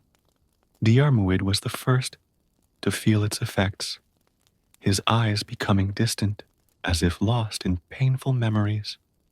"Don't let the music seduce you," warned Aithna, her voice taking on an urgent tone. "They are the wailing banshees. They feed on the pain of mortals, offering oblivion as a false cure." Finn felt the power of the music pulling his own memories to the surface, the weight of every decision that had cost a warrior his life, the look of disappointment in his father's eyes when he was young, the loneliness of command. It was tempting to let go, to let the banshees take all the pain away. "Father," Oisin's voice cut through the incantation, grounding Finn in the present. "Remember what Sile said. The greatest battles are fought within ourselves." His son's words acted as a shield against the hypnotic music. Finn shook his head, clearing his thoughts, and saw that Diarmuid was still fighting the enchantment. With a quick movement, he grabbed the young warrior by the shoulder, bringing him back to reality. "The path to the cauldron is never direct," said Aithna silently, approving of Finn's strong will. "Each traveler must face his own demons before he is deemed worthy of your presence."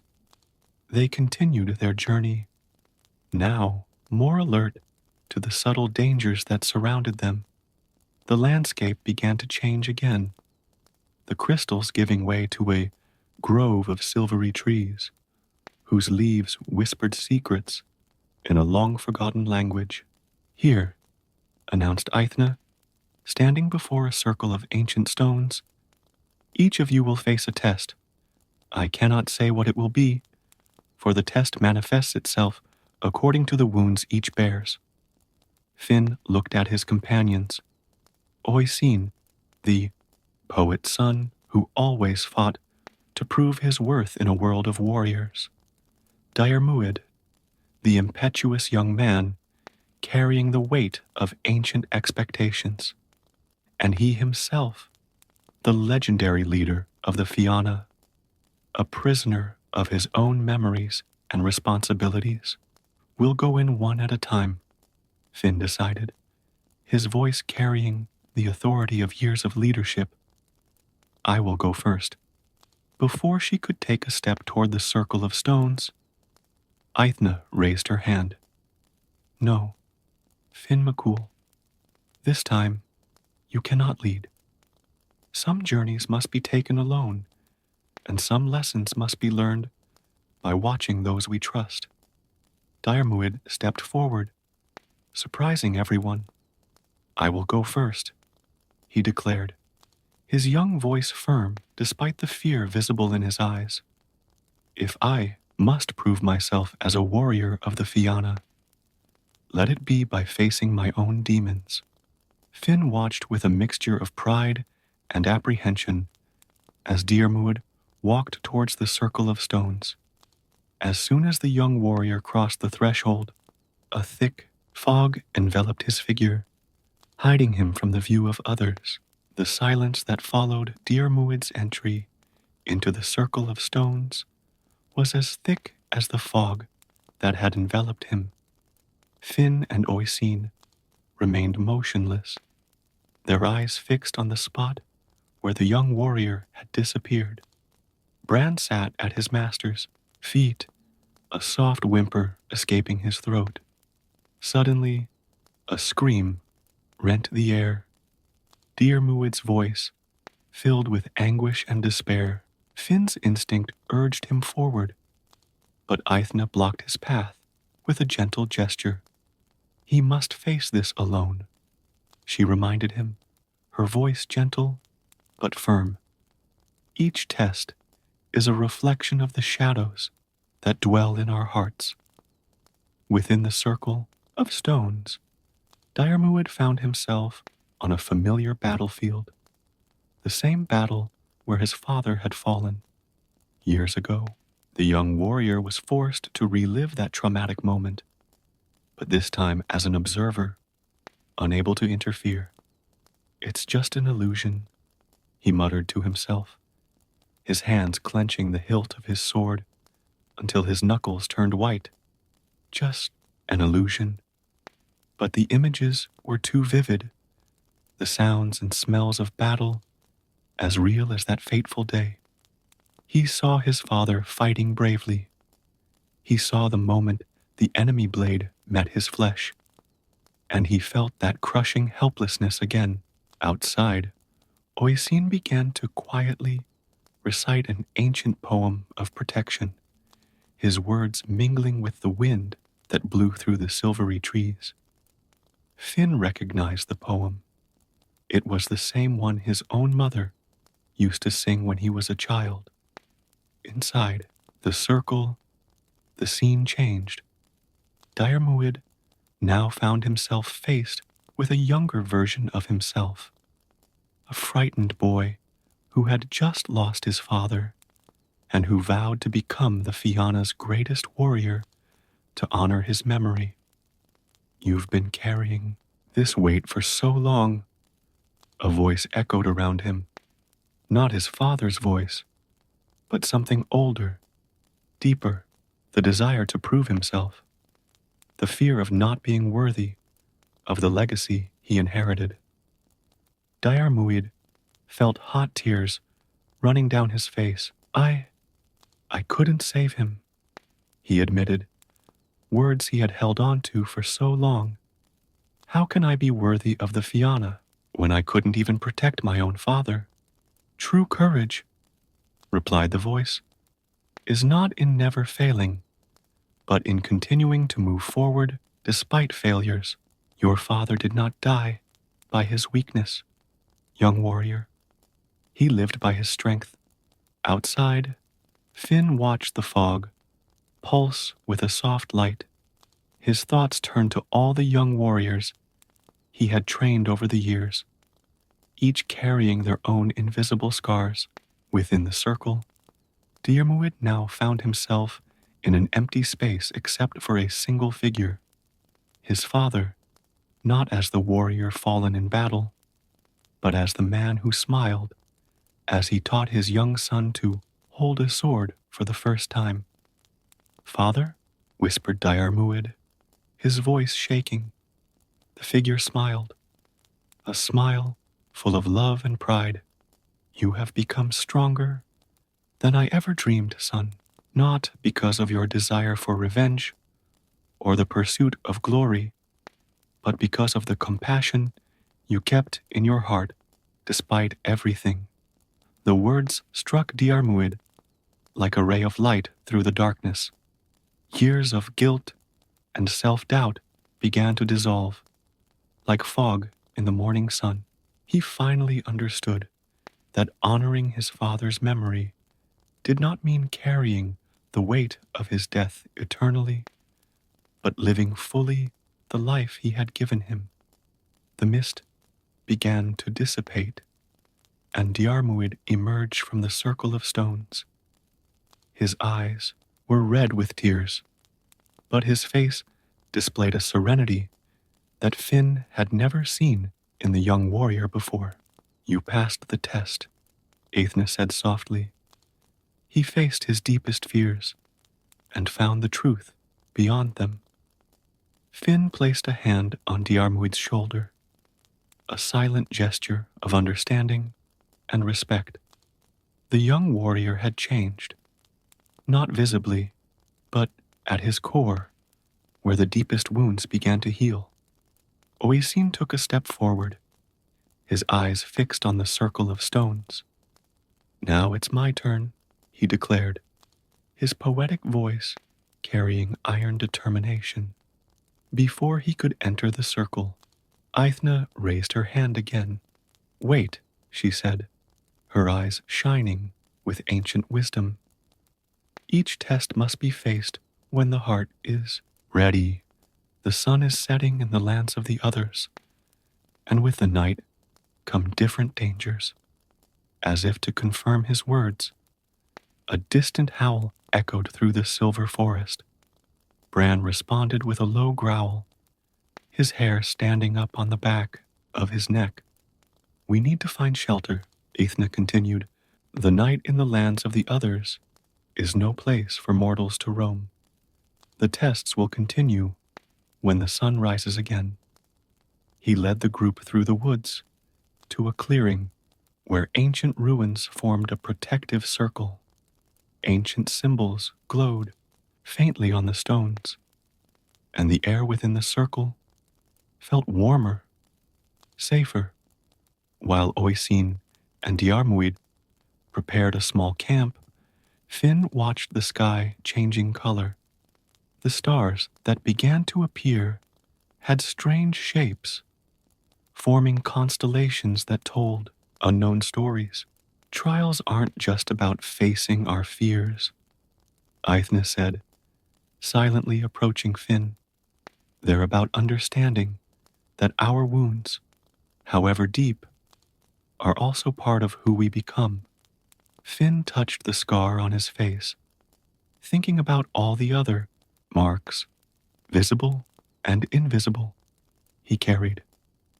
For the first time, he began to wonder if the cauldron's true purpose was not to erase those scars, but to help them make peace with them. Night fell completely over the lands of the others, bringing with it sounds and shadows that defied mortal understanding. But within the circle of ancient ruins, protected by the glowing symbols, the small group found a peaceful moment to reflect on the day's lessons and prepare for the challenges Yet to come, the night in the lands of the others passed uneasily, with strange sounds echoing in the darkness beyond the protective circle of the ancient ruins. Oisin alternated between waking states and dreams populated by visions of his mother, while Diarmuid, still processing his test, remained alert with his hand on his sword. With the first rays of dawn, which painted the sky in colors impossible to describe in any mortal language, Oisin stood up. His face showed the determination of someone who had spent the night in deep contemplation. "I'm ready," he declared, looking at the silently waiting circle of stones.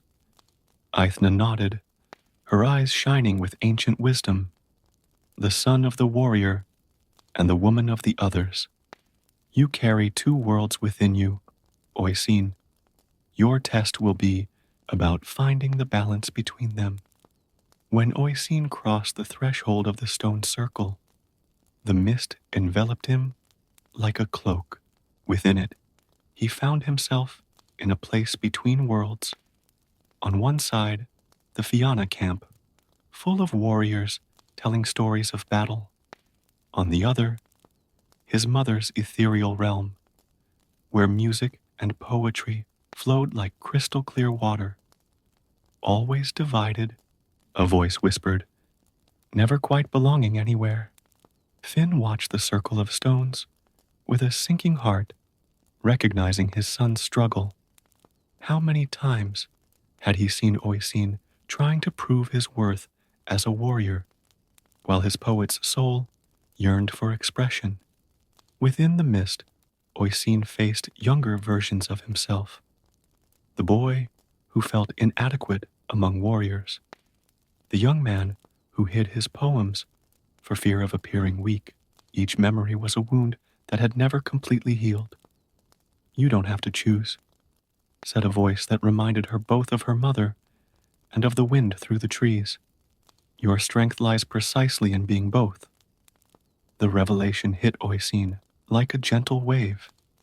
Years of internal conflict began to dissolve as he finally understood that his duality was not a weakness, but a unique gift. When he emerged from the circle, his eyes sparkled with new understanding. Finn recognized the change in his son, a deep acceptance of who he truly was. "The last test is yours, Finn McCool," Aithna announced, her eyes fixed on the leader of the Fianna. Finn advanced towards the circle of stones, Bran at his side until the last moment. As the mist enveloped him, he found himself on a familiar battlefield. Not a specific one, but a composite of all the battles he had fought. "Leader of the Fianna," a voice boomed, "carrying the weight of 1,000 decisions, 1,000 lives, 1,000 deaths." The scenes unfolded before him. Every warrior he had lost, every difficult choice he had made, every moment when the strong leader's mask had almost cracked. His scar began to burn, not with physical pain, but with the memory of all the emotional wounds it represented. "You seek the cauldron to heal," the voice continued. "But what really needs healing?" Finn found himself confronted with his own image. Not the legendary warrior, but the man behind the legend. He saw the weight he carried, the loneliness of command, the constant fear of failing those who depended on him. "True strength," whispered the voice, now sounding like a mixture of everyone he had lost, "is not in not feeling pain, but in continuing to feel it, and still moving forward." Realization hit Finn like a ray of light through the darkness. The cauldron wasn't to erase his scars or eliminate his painful memories. It was to help him accept that these experiences had made him who he was. When the fog cleared, Finn found himself in an ancient chamber where the cauldron of Caradwen rested on a stone pedestal. It was not a grand object, as the legends described, but a simple cauldron marked by time and use. Aithne appeared at his side, along with Oisin and Diarmuid. The cauldron heals not by erasing, she explained softly, but by helping to understand. Every scar is a story, every pain a lesson, every loss a memory of love. Finn approached the cauldron, his hands touching the ancient metal. There was no explosion of light or spectacular magic, just a gentle feeling of acceptance and understanding spreading through his being. The wounds we carry, he said, his voice thick with emotion, are also our greatest strengths. The return to mortal lands was smoother than the arrival. When they emerged through the veil, they found that only one day had passed in the world of men, although their experiences seemed to have lasted an eternity. The Fianna camp welcomed them with joy and curiosity, but the three travelers carried with them a serenity that went beyond words. Scylla, watching their returns, smiled knowingly. "Did you find what you were looking for?" she asked, although her wise eyes already knew the answer. Finn touched his scar, now no longer a reminder of pain, but a symbol of growth. "We found something greater than healing," he replied. "We found understanding."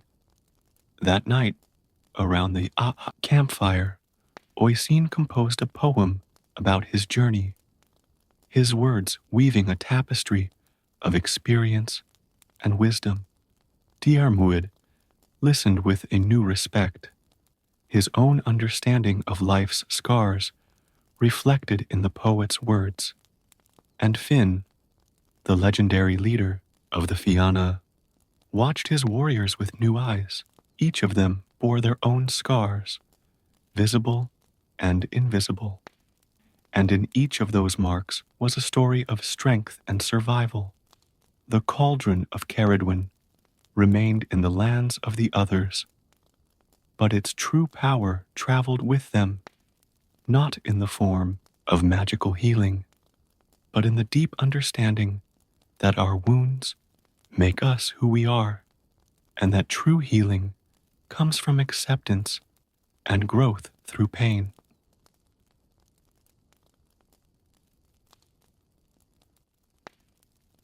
It was a radiant spring morning at Oak Farm, where the golden sun gently bathed the green fields, and the dew still sparkled on the leaves of the trees.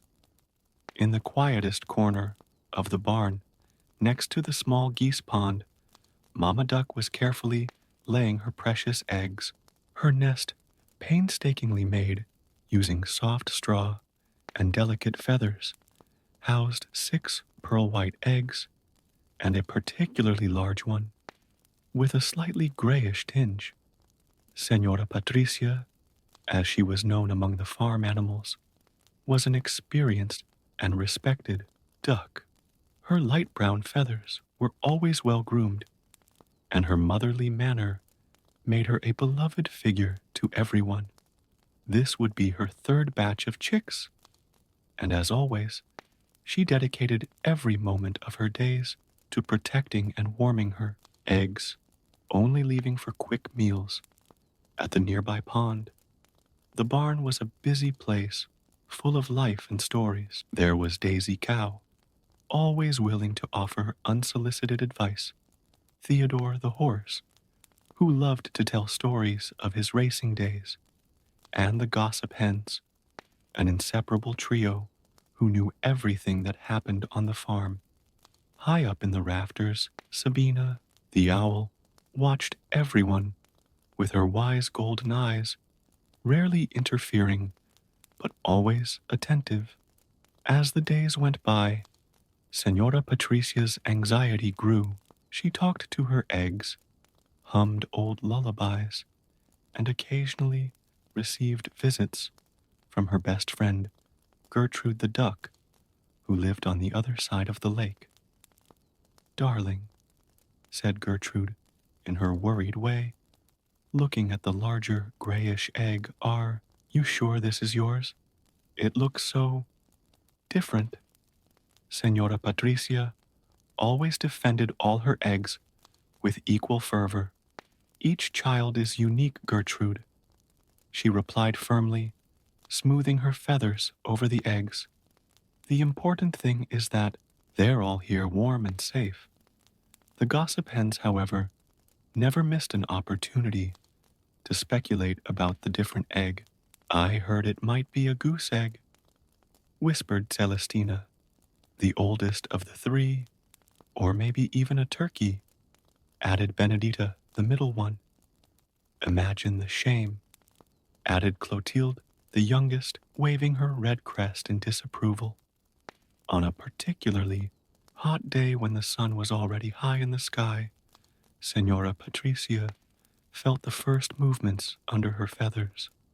Her heart raced with excitement as she watched tiny cracks appear in the shells. One by one, the eggs began to break apart, revealing adorable yellow ducklings, who immediately began to chirp and snuggle up to their mother. The last one to hatch was precisely the one from the largest grayish egg. The shell cracked with more difficulty, and when the chick finally emerged, a momentary silence overtook the barn. It was a considerably larger duckling than its siblings, with a grayish fluff instead of the traditional yellow longer legs, and a neck that seemed disproportionately long. "Oh dear," exclaimed Gertrude, who had arrived to meet the newborns. The gossiping hens immediately began their whispering, and even Daisy Cow, always so diplomatic, couldn't hold back a hum of surprise. Mrs. Patricia, however, showed no sign of rejection. She welcomed the different duckling, with the others covering him with the same love and care. "Come along, my little ones," she called sweetly. "Let's learn to swim." The next few days were a mixture of joy and worry.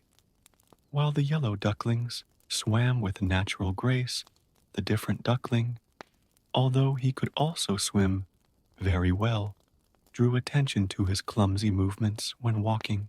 His longer legs occasionally tripped him up, and his larger size made him less agile on dry land. The other animals on the farm, especially the younger ones, began to make nasty comments. "Look at the way he walks," laughed the chicks. "He always looks like he's about to fall over," sneered the piglets. Even his own siblings, influenced by the environment, began to shy away from him during playtime. Sabina the owl, from her post in the rafters of the barn, watched everything with her keen eyes. One evening, when the different duckling was alone by the pond, she decided to come down from her perch for a chat. "You know," she began in her soft, deep voice, "sometimes being different isn't a curse, but a gift we haven't discovered yet." The duckling looked at her with his big, sad eyes. "But why did I have to be different? Why can't I be like my brothers?" The wise owl smoothed her feathers thoughtfully before replying, "Each creature has its own path to follow, little one. Time will reveal yours." With these enigmatic words, she flew off silently, leaving the duckling immersed in his thoughts. At night, while everyone was asleep, the different duckling would often sneak down to the edge of the lake to look at its reflection in the calm waters. In the moonlight, his distorted image seemed even stranger, and a deep feeling of not belonging began to grow in his heart. He loved his mother, and knew that she loved him too, but with each passing day, it became harder to bear the stares, whispers, and laughter of the other farm animals. It was on one of these lonely nights that he made a decision that would change his life forever. With a heavy heart, but determined, he decided that he needed to leave. Perhaps somewhere else he could find others like him, or at least a place where being different wouldn't be the cause of so much derision and loneliness. The next morning, before the first rays of sunlight touched the horizon, the different duckling gathered all his courage. With silent steps, he approached his sleeping mother, and holding back tears, whispered one last, "Goodbye." Mrs. Patricia stirred slightly in her sleep, but did not wake up, while her little brothers continued to nestle little yellow balls of soft feathers. The morning dew dampened his feathers as he walked away from the barn, past the great oak that gave the farm its name. The cold dawn wind made his hair stand on end, but he walked on determined. As he got further away, the familiar sounds of the farm were fading into the background.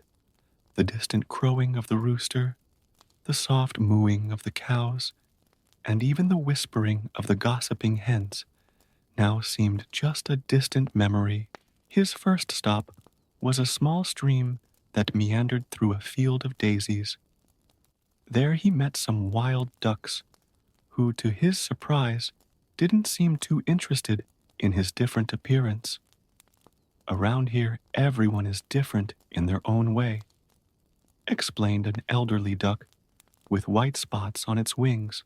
The important thing is to know how to swim and find food. For a few days, the duckling stayed with the group of wild ducks, learning their customs and way of life. They taught him how to find the best grains and insects hidden among the aquatic plants, and how to dive deep to escape predators. For the first time since he could remember, he felt almost accepted. However, the peace was short-lived. One morning, Hunter's gunfire echoed through the air, scattering the group in all directions.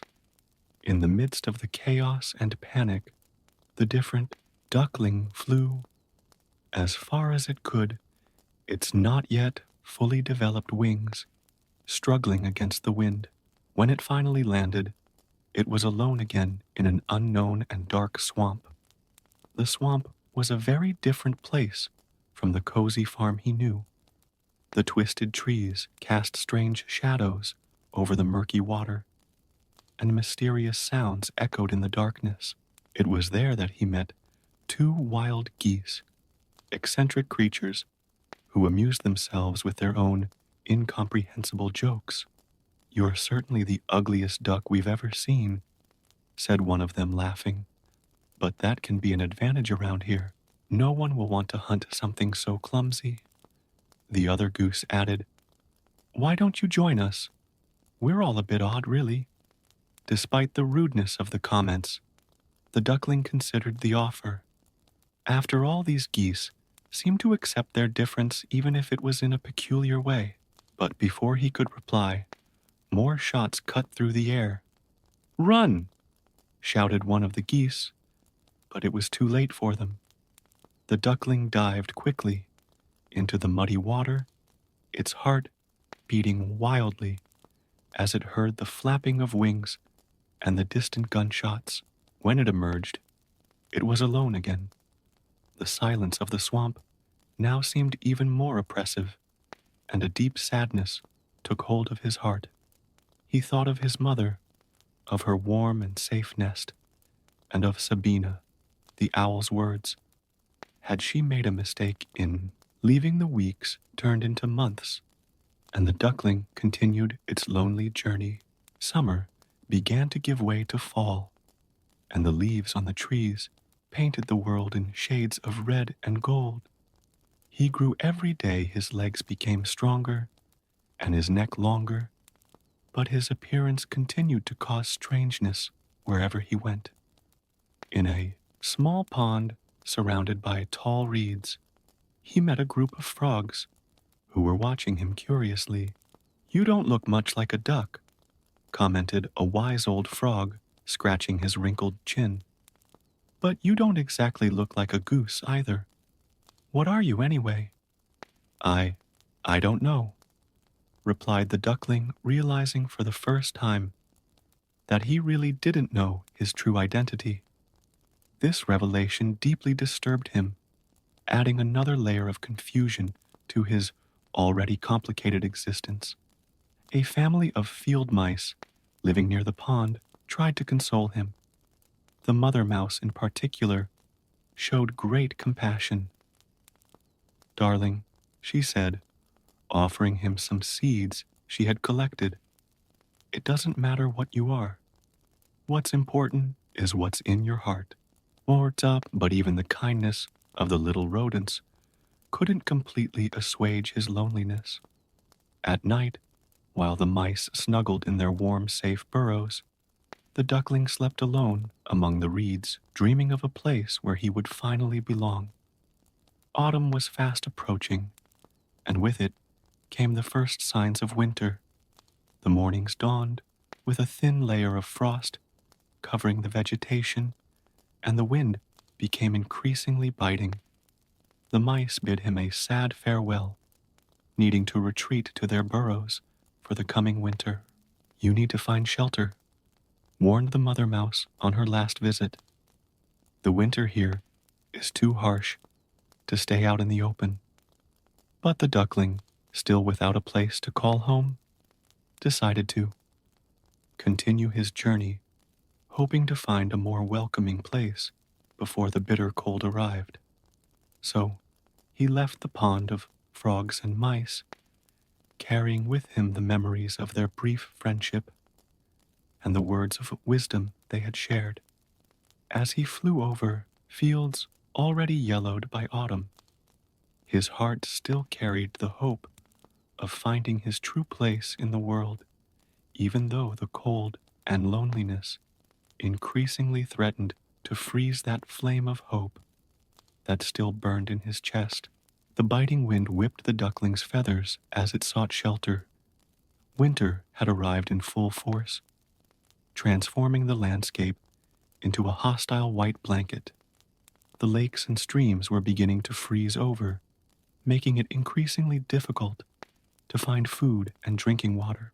Mother Mouse's words of warning echoed in his mind as he struggled against the icy gusts. In his search for shelter, he found a small abandoned barn near a dense forest.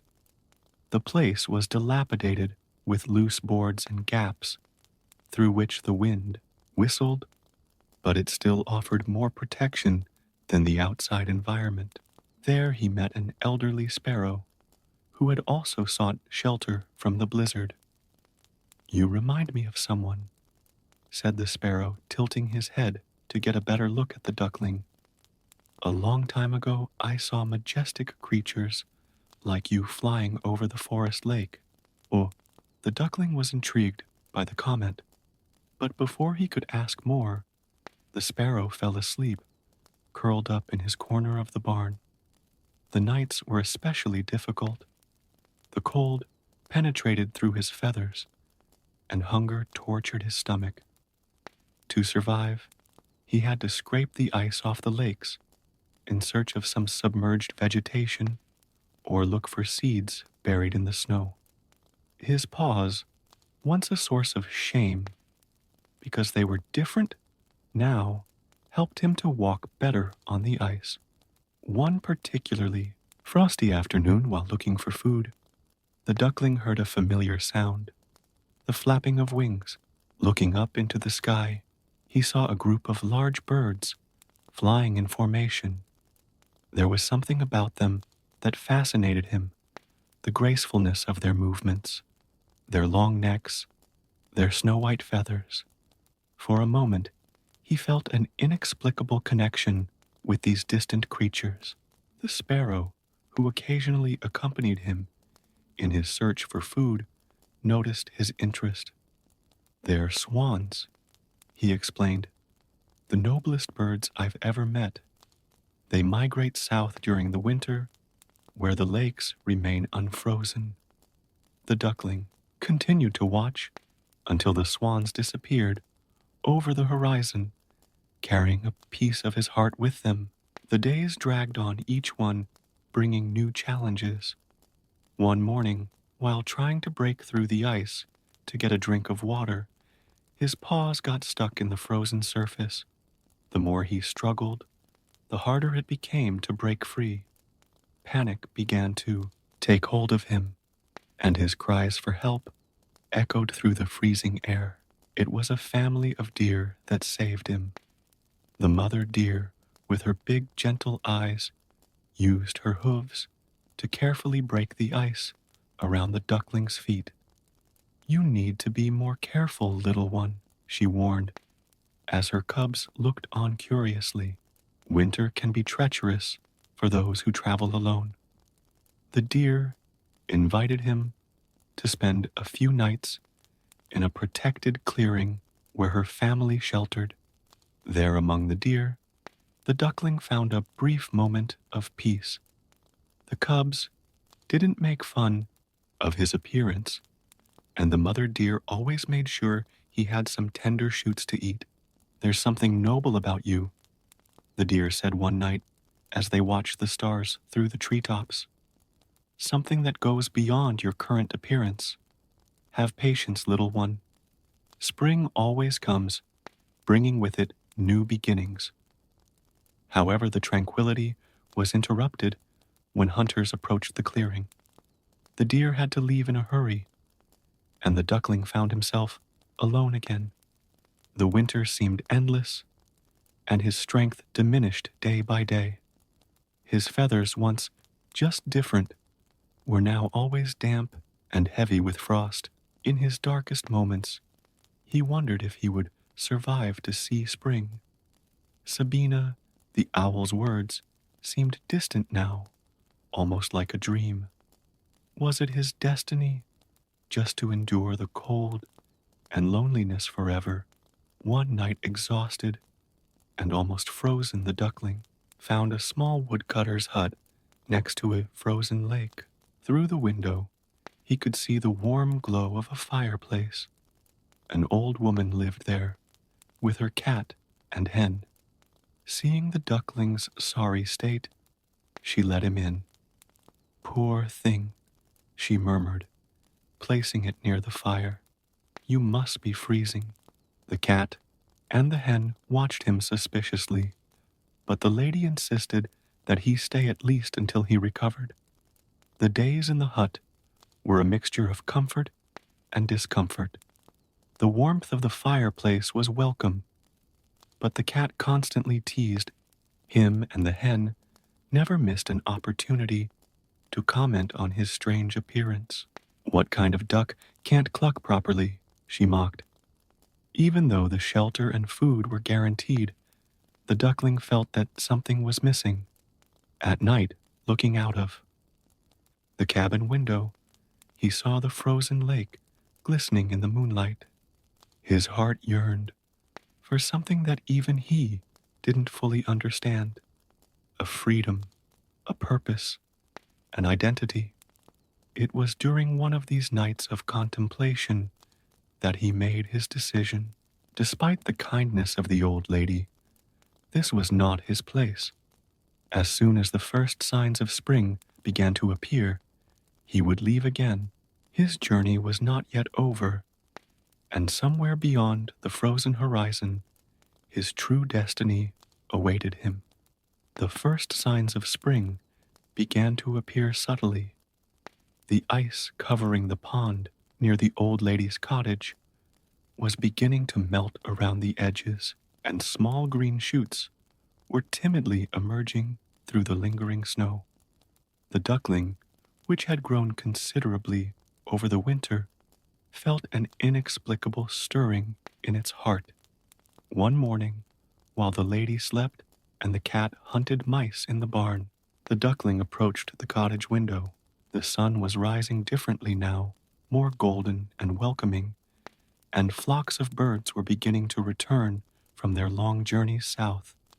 It was then that he knew it was time to leave. He left the hut quietly, but not before placing a feather of his own next to the kind lady's armchair as a silent thank you for her kindness during the hardest months of winter. The air was still cold, but there was a promise of warmth in the wind blowing from the south. His wings, now stronger after the winter's enforced rest, carried him over fields that were beginning to turn green. During the flight, he noticed that his body had changed significantly. It was bigger, stronger, and its movements in the air were more graceful than they had ever been. On his journey, he came across a small, partially thawed lake where he decided to land to rest. As he drank the water, he noticed his reflection in the crystal clear surface, and something caught his eye. Its feathers were no longer just gray. They were beginning to show a different sheen, almost silver in some parts. "I noticed the change too," said a voice above him. It was the sparrow from the abandoned barn, coincidentally making his own way back to his summer territory. "You're no longer that frightened little duckling I met in winter. There's something majestic emerging in you." The sparrow's words echoed in his mind as he continued his journey. Everywhere he went, he noticed that the other animals looked at him differently now. There was no longer mockery in their gazes, just a kind of curious admiration. In a flowery field, he came across a group of young rabbits who, instead of running away, frightened, approached him with interest.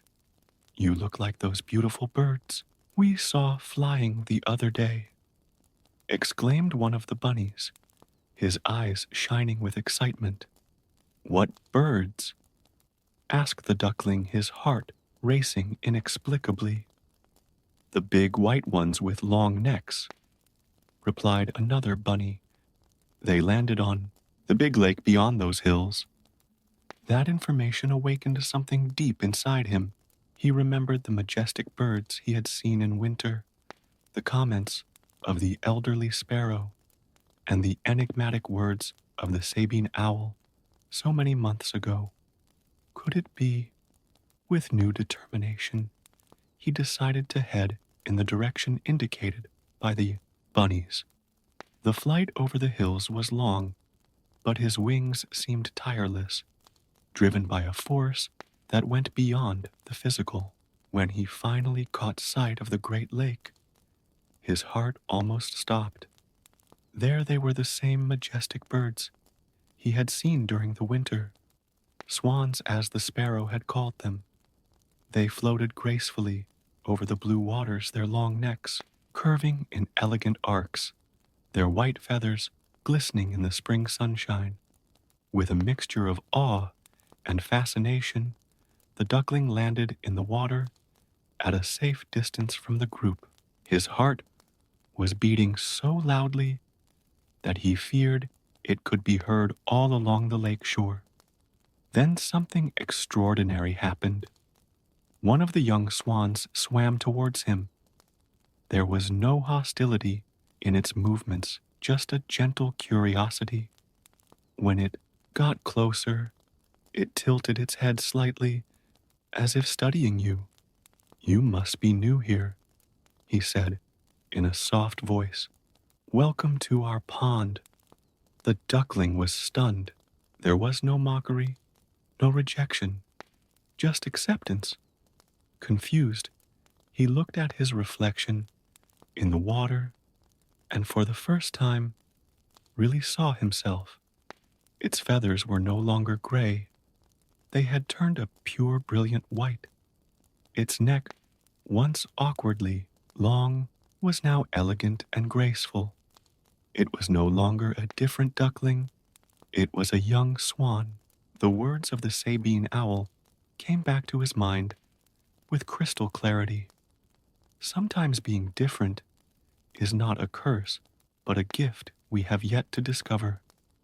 Now, he finally understood. All the trials, all the loneliness, and all the suffering had been part of his journey of transformation. Other swans approached, welcoming him as one of their own.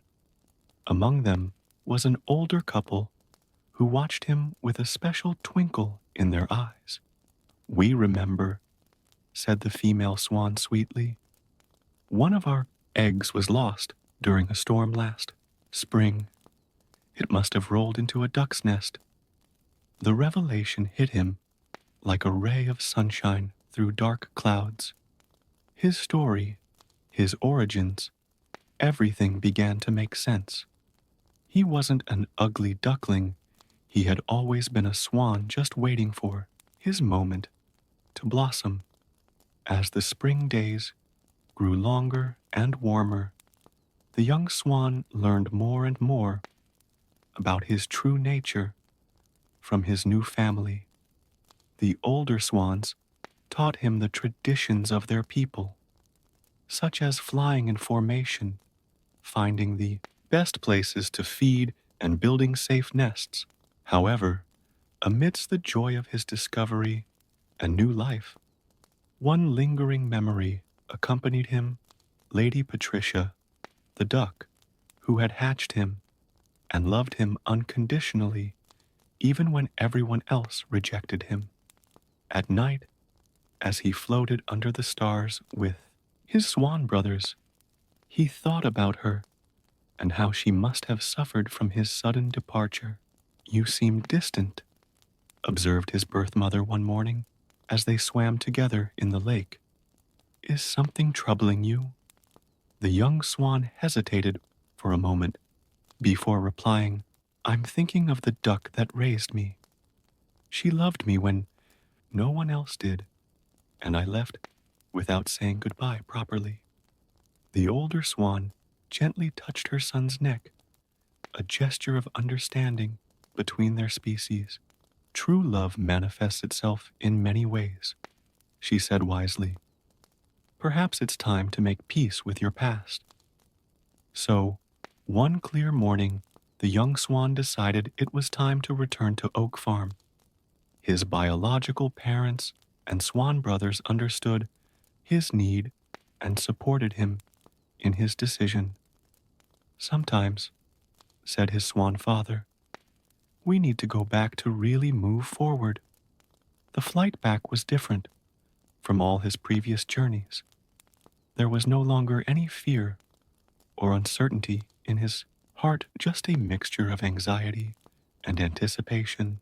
His strong wings carried him confidently through the blue sky, and he could recognize the landmarks he had passed on his escape so many months ago. When he spotted the large oak tree that gave the farm its name, his heart raced.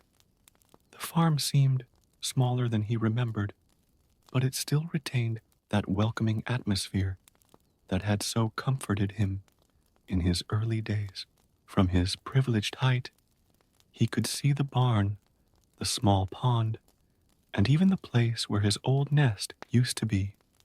As he landed gracefully on the farm pond, he caused a stir among the animals.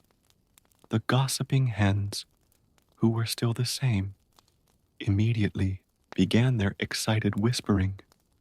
"A swan, a real swan on our farm," they exclaimed, without recognizing in him the duckling they had criticized so much. Daisy Cow, older and wiser, now approached the edge of the lake, watching him with her gentle eyes. There was a glint of recognition in her gaze, but she kept a discreet smile, allowing him to conduct his own return. It was then that he saw her, Mrs. Patricia, his adoptive mother, swimming calmly with a new group of ducklings. She was a little older, her feathers a little grayer, but her maternal bearing remained the same. The young swan swam towards her, its heart overflowing with emotion. Lady Patricia stopped as she saw him approaching, her eyes widening in recognition. Even transformed into a majestic swan, there was something in his eyes, in the way he moved, that a mother could never forget.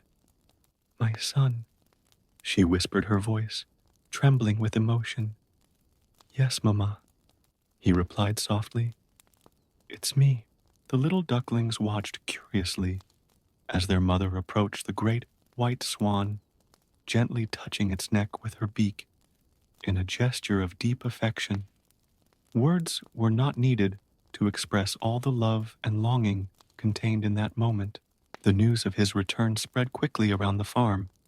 Sabina the owl came down from her perch to see him, her golden eyes shining with satisfaction. "I knew," she said simply, "that you would find your way during that special day." The young swan shared with Lady Patricia all his adventures, the harsh winter, the kindness of the lady of the cottage, and finally, the discovery of his true identity. She listened attentively, her motherly heart filling with pride at all the strength and courage her different son had shown. "I always knew there was something special about you," she said, "from the first moment I saw you come out of the egg. Being different was never your fault, but your greatest virtue." Before leaving, the young swan had one last conversation with Sabina the owl. "Your words have accompanied me throughout my journey," he said. The old owl tilted her head thoughtfully. "Sometimes we need to lose ourselves in order to find ourselves," she replied. "Your journey wasn't just about discovering that you were a swan, but about discovering who you really are inside." As she said goodbye, she promised Mrs. Patricia that she would come back to visit her regularly. "You will always be my mother," he said, "no matter how much time passes or how far I fly." As he took off back to his new home on the big lake, the young swan carried with him a deeper understanding of love, acceptance, and true beauty. His story was no longer about being an ugly duckling, but about the journey of self-discovery that everyone in one way or another has to undertake. And so he flew back to his family of swans, his heart light, and full knowing that he had found not only his true identity, but also the certainty that being different was never a curse. It was, in fact, the most precious gift he could have received.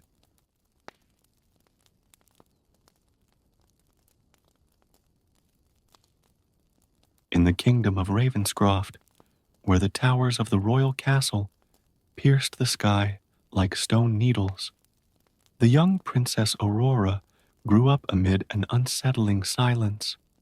Her golden hair and amber eyes contrasted with the solitude that surrounded her in the long corridors of the palace. During his 16 years of life, something always seemed missing, as if a piece of his history had been ripped away before he was even born.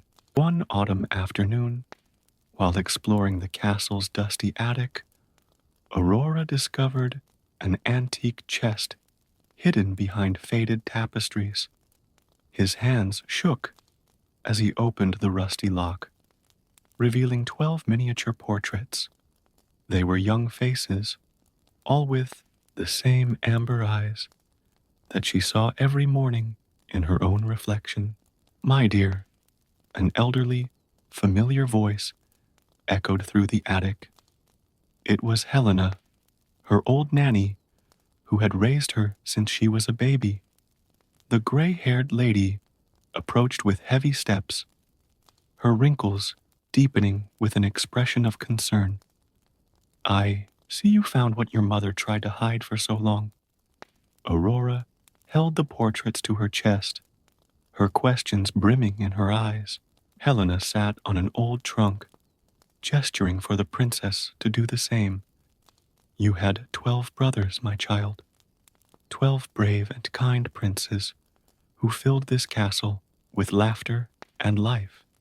The story that followed made Aurora's heart sink. Before his birth, his father, King Edmund, had made a pact with a mountain witch. The kingdom was under a terrible plague, and the desperate king promised his first son in exchange for the salvation of his people. However, when the sorceress came to collect her debt, she found not one but 12 princes.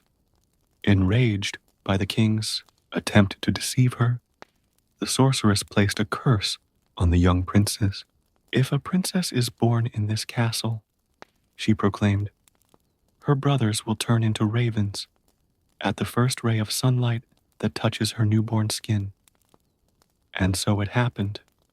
When Aurora was born, her 12 siblings were transformed into night-black ravens, flying away from the castle under their mother's desperate cries. The queen, consumed by guilt and sadness, wasted away until she died a few years later, leaving Aurora in Helena's care. There is a way to break the curse, Helena continued, her voice dropping to a whisper. But the price is high, my dear. You will need to weave 12 shirts using nettle flowers, a plant that burns to the touch, and the entire time you are weaving, you will not be able to utter a single word, not even a sigh. For 12 years, Aurora stood up, her eyes shining with determination. In his heart, a flame of hope and purpose lit up. Without hesitation, he took paper and ink from a nearby desk and wrote, "Teach me what I need to do." Helena smiled sadly, recognizing the same strength she saw in the 12 princes. Tomorrow, before dawn, we will set out for the forest. There we will find the nettles, and your work will begin. But remember, child, once you begin, you cannot turn back. Silence shall be your companion for the next 12 years. That night, while the castle slept, Aurora remained awake in her chambers, watching through the window the ravens that occasionally flew over the towers. Now, she understood why she had always been attracted to these birds, why her heart leapt when she saw a flock of them crossing the sky. Somewhere beyond the castle walls, her brothers waited for her. With the first light of dawn, Aurora found Helena in the castle gardens, dressed in simple clothes and carrying only a small bag of provisions. The princess was ready to begin her journey. Helena led her along a secret path that wound through the dense forest until they reached a clearing where nettles grew in abundance. "This will be your sanctuary," Helena said, showing a small abandoned cabin at the edge of the clearing. "Here you can work in peace, away from the prying eyes of the court." Aurora nodded, her hands already reaching for the plants that would be both her salvation and her torment. The first touch was like fire on her skin, but she didn't flinch. He thought about his brothers, about their lives interrupted by the curse, and found the strength to continue. The rising sun painted the sky pink as Aurora began her silent work. His hands, protected only by thin leather gloves, picked the nettles that burned even through the fabric. Every bite was a reminder of the sacrifice she was willing to make for her lost family. Helena watched with a heavy heart, knowing that she would leave the young princess alone with her mission. "I will return regularly to bring supplies and check on your progress," he promised. "But remember, no matter what happens, do not break your silence. The slightest word spoken will undo all the work and turn your brothers into ravens forever." With one last silent embrace, Helena departed, leaving Aurora alone with her monumental task. The princess watched her mentor disappear into the trees, and then turned back to the nettles. His fingers began to work methodically, ignoring the pain each touch caused. On the horizon, 12 ravens circled high in the sky, as if they knew their salvation was finally in motion. Aurora looked up at them, a silent promise forming in her heart. She would bring them back no matter the cost. Days turned into weeks as Aurora established her new routine in the little cabin in the woods. Her hands, once soft and delicate, were now calloused and marked by the constant stings of nettles. Silence, his eternal companion, weighed on his shoulders like an invisible cloak, but his determination remained unshakable. Helena kept her promise, visiting regularly with provisions and news from the castle. King Edmund, consumed by guilt over the past and troubled by the sudden disappearance of his only daughter, had sent search parties throughout the kingdom. Aurora watched from afar as the knights passed close to the clearing, their hearts heavy for returning to the castle empty-handed. During the nights, while working by candlelight, Aurora began to notice subtle changes in her surroundings. The crows that previously only flew overhead now landed near the cabin, their amber eyes shining with an intelligence that went beyond the ordinary. She knew in her heart that it was her brothers keeping silent vigil over their little sister. One particularly cold morning, as Aurora was gathering more nettles, a figure emerged from the forest. It was not Helena, but a young peasant woman who introduced herself as Lily.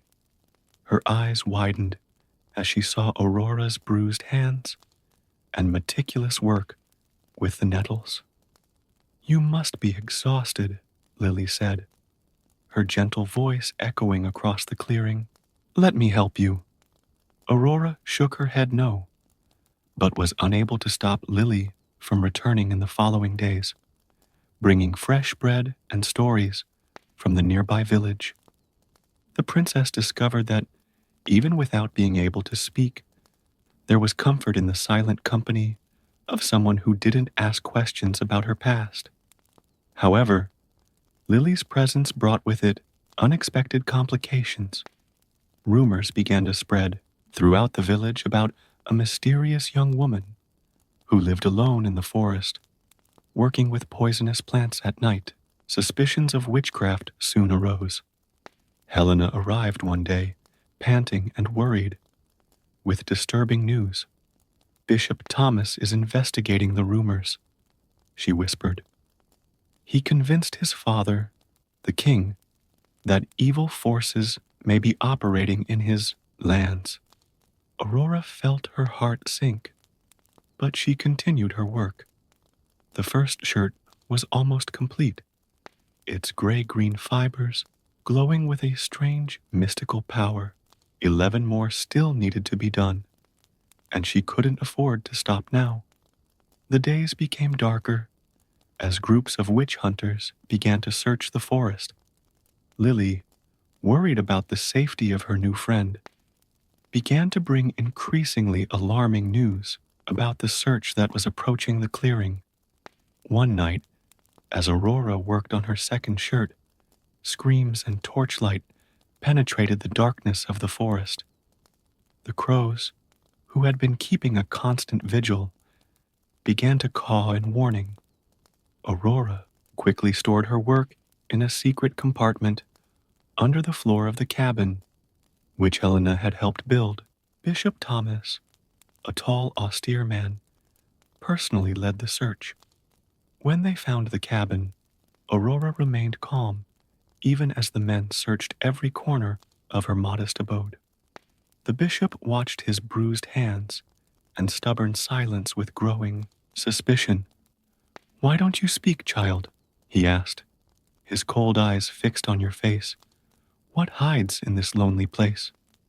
Aurora kept her lips sealed, her heart beating furiously against her chest. The ravens, his brothers, circled above the cabin in protective formation, their shadows dancing in the torchlight. The bishop interpreted the presence of the birds as an ominous sign. "Look," he exclaimed to his followers. "The dark creatures protect her. She must be brought to trial." As she was escorted out of her sanctuary, Aurora cast one last glance at Helena, who watched helplessly from the edge of the clearing. In her former mistress's eyes, she saw both fear and determination. "I knew Helena would find a way to continue her work secretly." Lily, who had blended into the crowd, whispered promises of help as Aurora was led away. The princess, keeping her vow of silence, even in the face of adversity, was led through the dark forest toward the castle she once called home. The ravens followed the procession, their black wings silhouetted against the starry sky.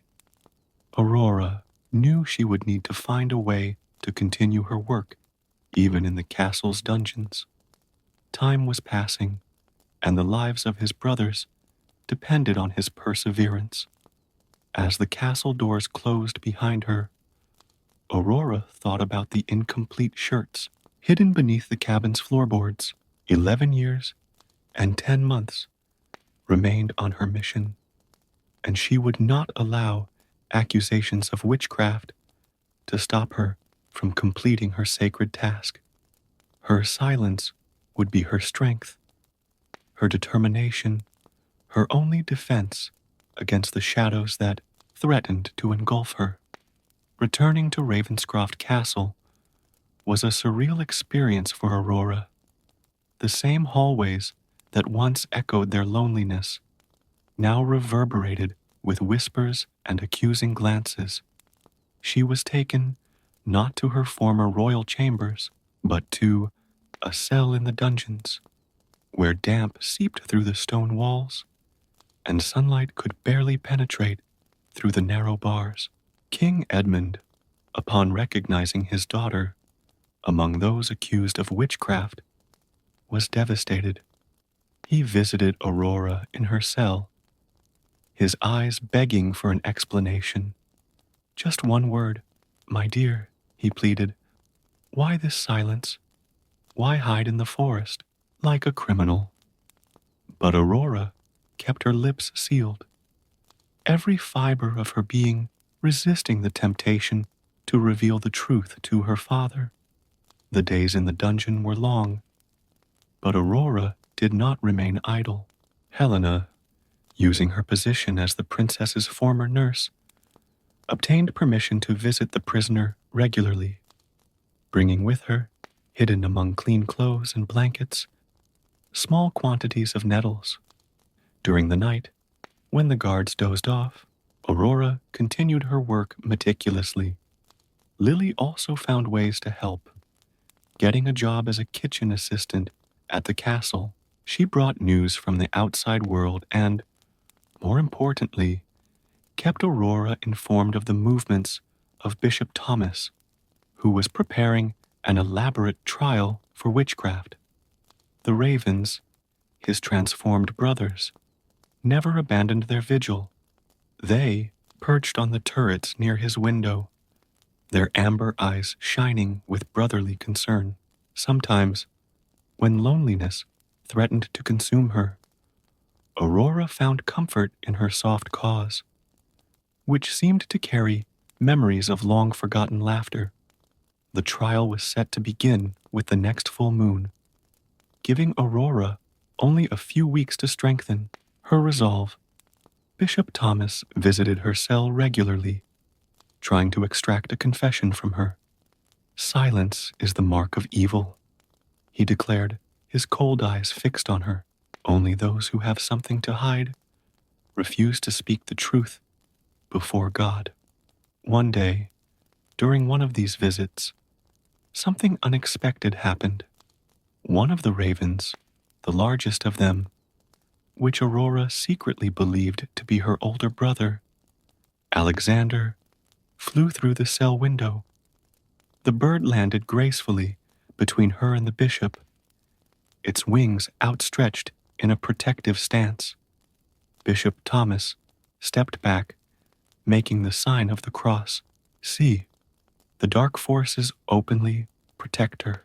But Aurora noticed something different in her father's eyes, who was present at that moment. There was a flash of recognition in his eyes, as if a long-buried memory was beginning to awaken. That night, while working on the third shirt, Aurora received a surprise visitor. King Edmund, alone and without guards, entered his cell. He looked as if he had aged a decade in a few days, his back bowed by the weight of ancient secrets. That raven, he began, his voice trembling. His eyes were the same eyes as Alexander's. He approached Aurora, who was continuing her work with the nettles. And your hands are like your mother's when she...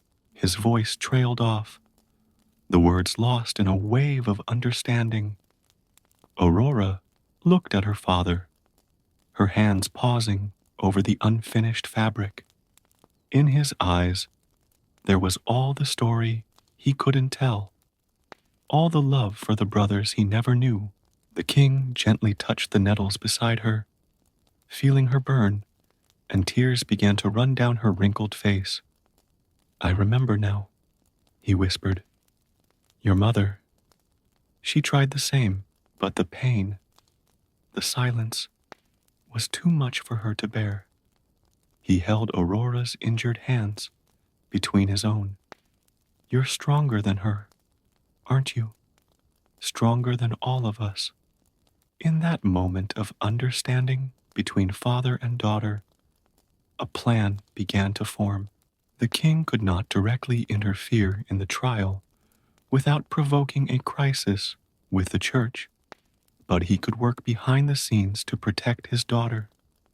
He began visiting Aurora regularly, bringing with him old books that documented similar cases of curses and their breaking. Helena and Lily, noticing the change in the king's attitude, intensified their own efforts. The former mistress began secretly gathering evidence that could help defend Aurora during the trial, while Lily spread stories among the castle's servants about the silent princess' kindness and gentleness. The days leading up to the trial were filled with frenetic, silent activity. Aurora worked tirelessly on her shirts, her hands moving faster than ever, driven by the urgency of time running out. The third shirt was almost complete, but she knew she would need much more time to complete her mission.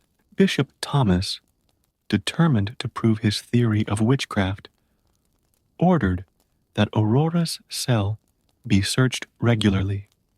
Helena managed to create an ingenious system of ropes and pulleys that allowed her to quickly hide her work with nettles on the dungeon ceiling, out of reach of the guards. Meanwhile, the crows continued their tireless vigil. Now bolder in their displays of protection, they created distractions when guards approached at critical moments and brought small gifts, bright wildflowers and feathers, that reminded Aurora of her brother's love. The eve of the trial arrived with a storm that shook the very foundations of the castle. Aurora remained awake, working by the light of a single lamp, while the thunder masked the sound of her needles.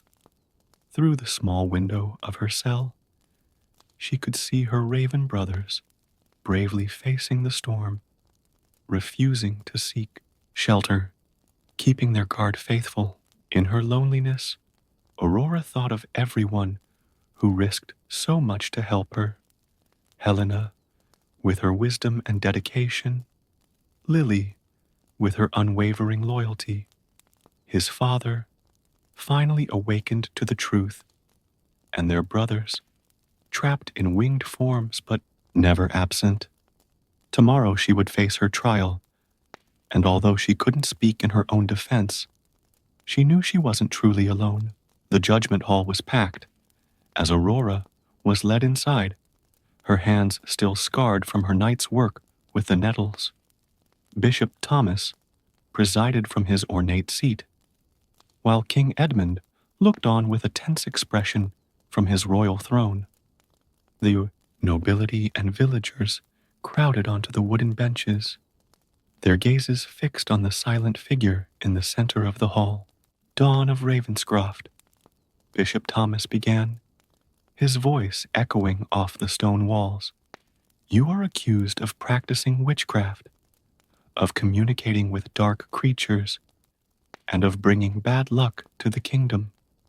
How do you plead? Aurora's silence was her only response, causing murmurs among the crowd. Helena, sitting near the entrance, clutched a handkerchief between her gnarled fingers, while Lily, mingled among the servants, kept her eyes fixed on her friend. The trial continued with a procession of witnesses. Hunters talked about the mysterious cabin in the forest. Villagers described the crows that always followed her, and guards reported her strange behavior in the dungeon. However, for each accusation, unexpected defenders also emerged. The silent girl cured my daughter with herbs when no doctor could help, declared a peasant woman, advancing boldly. Others stood up to tell similar stories of kindness and healing. Through the hall's large windows, the 12 ravens watched the proceedings, their presence causing Bishop Thomas visible discomfort. Aurora remained calm, her hands occupied with a small piece of nettle that Helena had secretly managed to pass to her, continuing her work even during her own trial. The pivotal moment came when Bishop Thomas presented his most damning evidence, the partially completed shirts found in the cabin.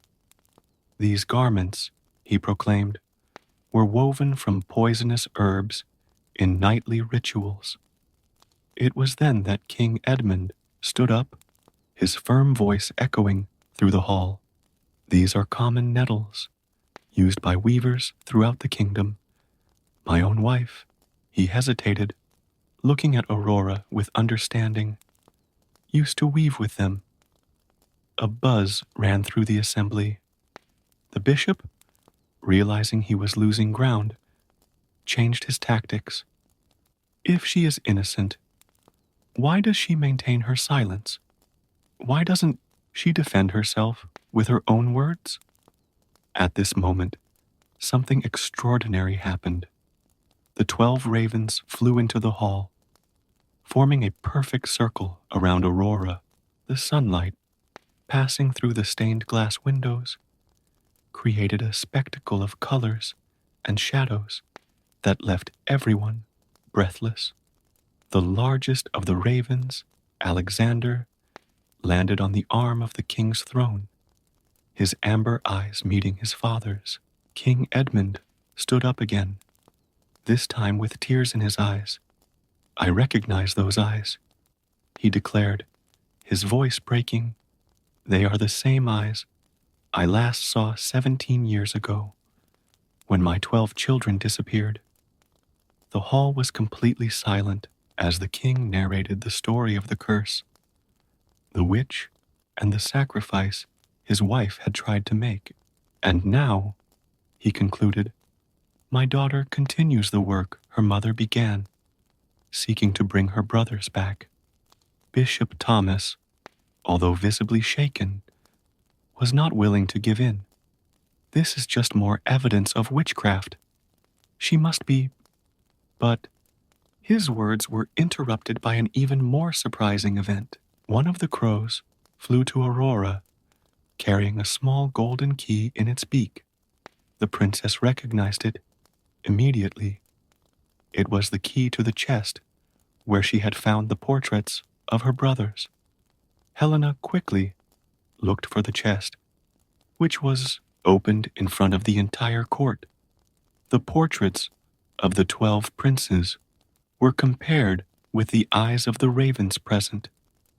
and the resemblance was undeniable. Even the most skeptical could not deny the truth.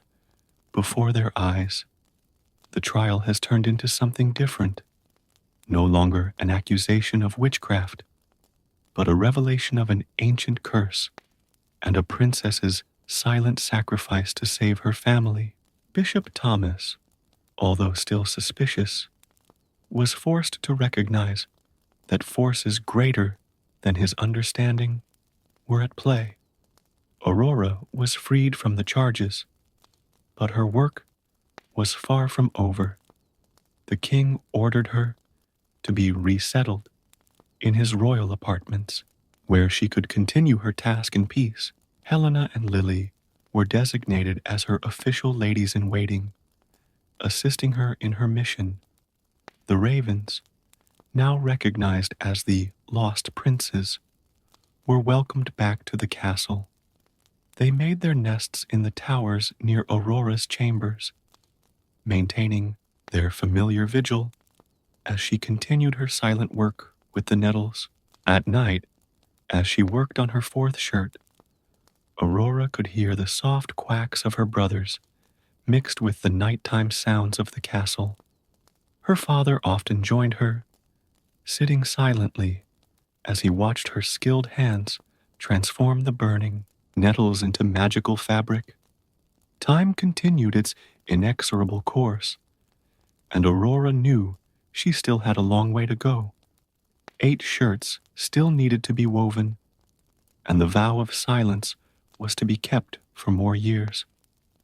But now, with the support of his family and the kingdom, his resolve was stronger than ever. The years passed like threads in a tapestry, each day intertwining with the next in a silent pattern of dedication. Aurora's hands, although permanently marked by nettles, moved with increasing dexterity.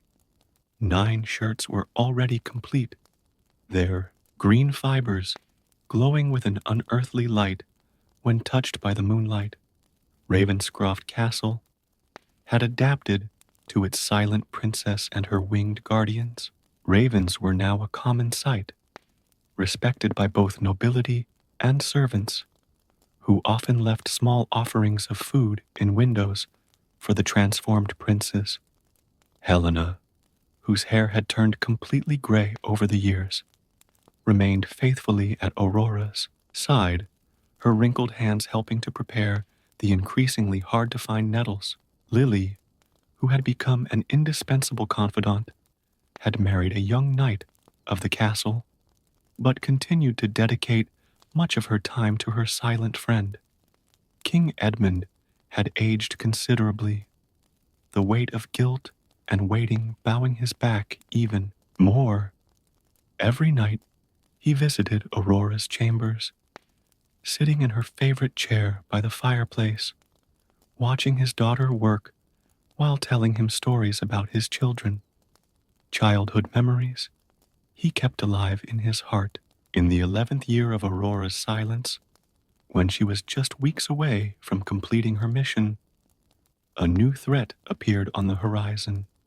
The sorceress, who had cast the original curse, returned to the kingdom, her presence heralded by an untimely winter that froze the last nettles in the fields. So, the little princess is still trying to undo my spell. Her voice echoed through the castle halls during a stormy night. Aurora, working on the last shirt, felt a shiver run down her spine as the crows cawed excitedly outside her windows.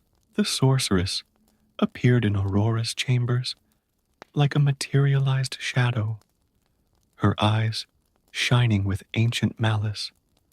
"You've come so far, child," she whispered, circling the princess, who continued her work without stopping. "But look, your nettles are running out, and the winter it has brought will kill all the remaining plants before it can finish." Aurora didn't look up from her work, her hands moving even faster. 11 completed shirts were folded neatly in a nearby chest, but the 12th was still half finished. and his nettle reserves were running dangerously low. The news of the sorceress's arrival spread quickly throughout the kingdom.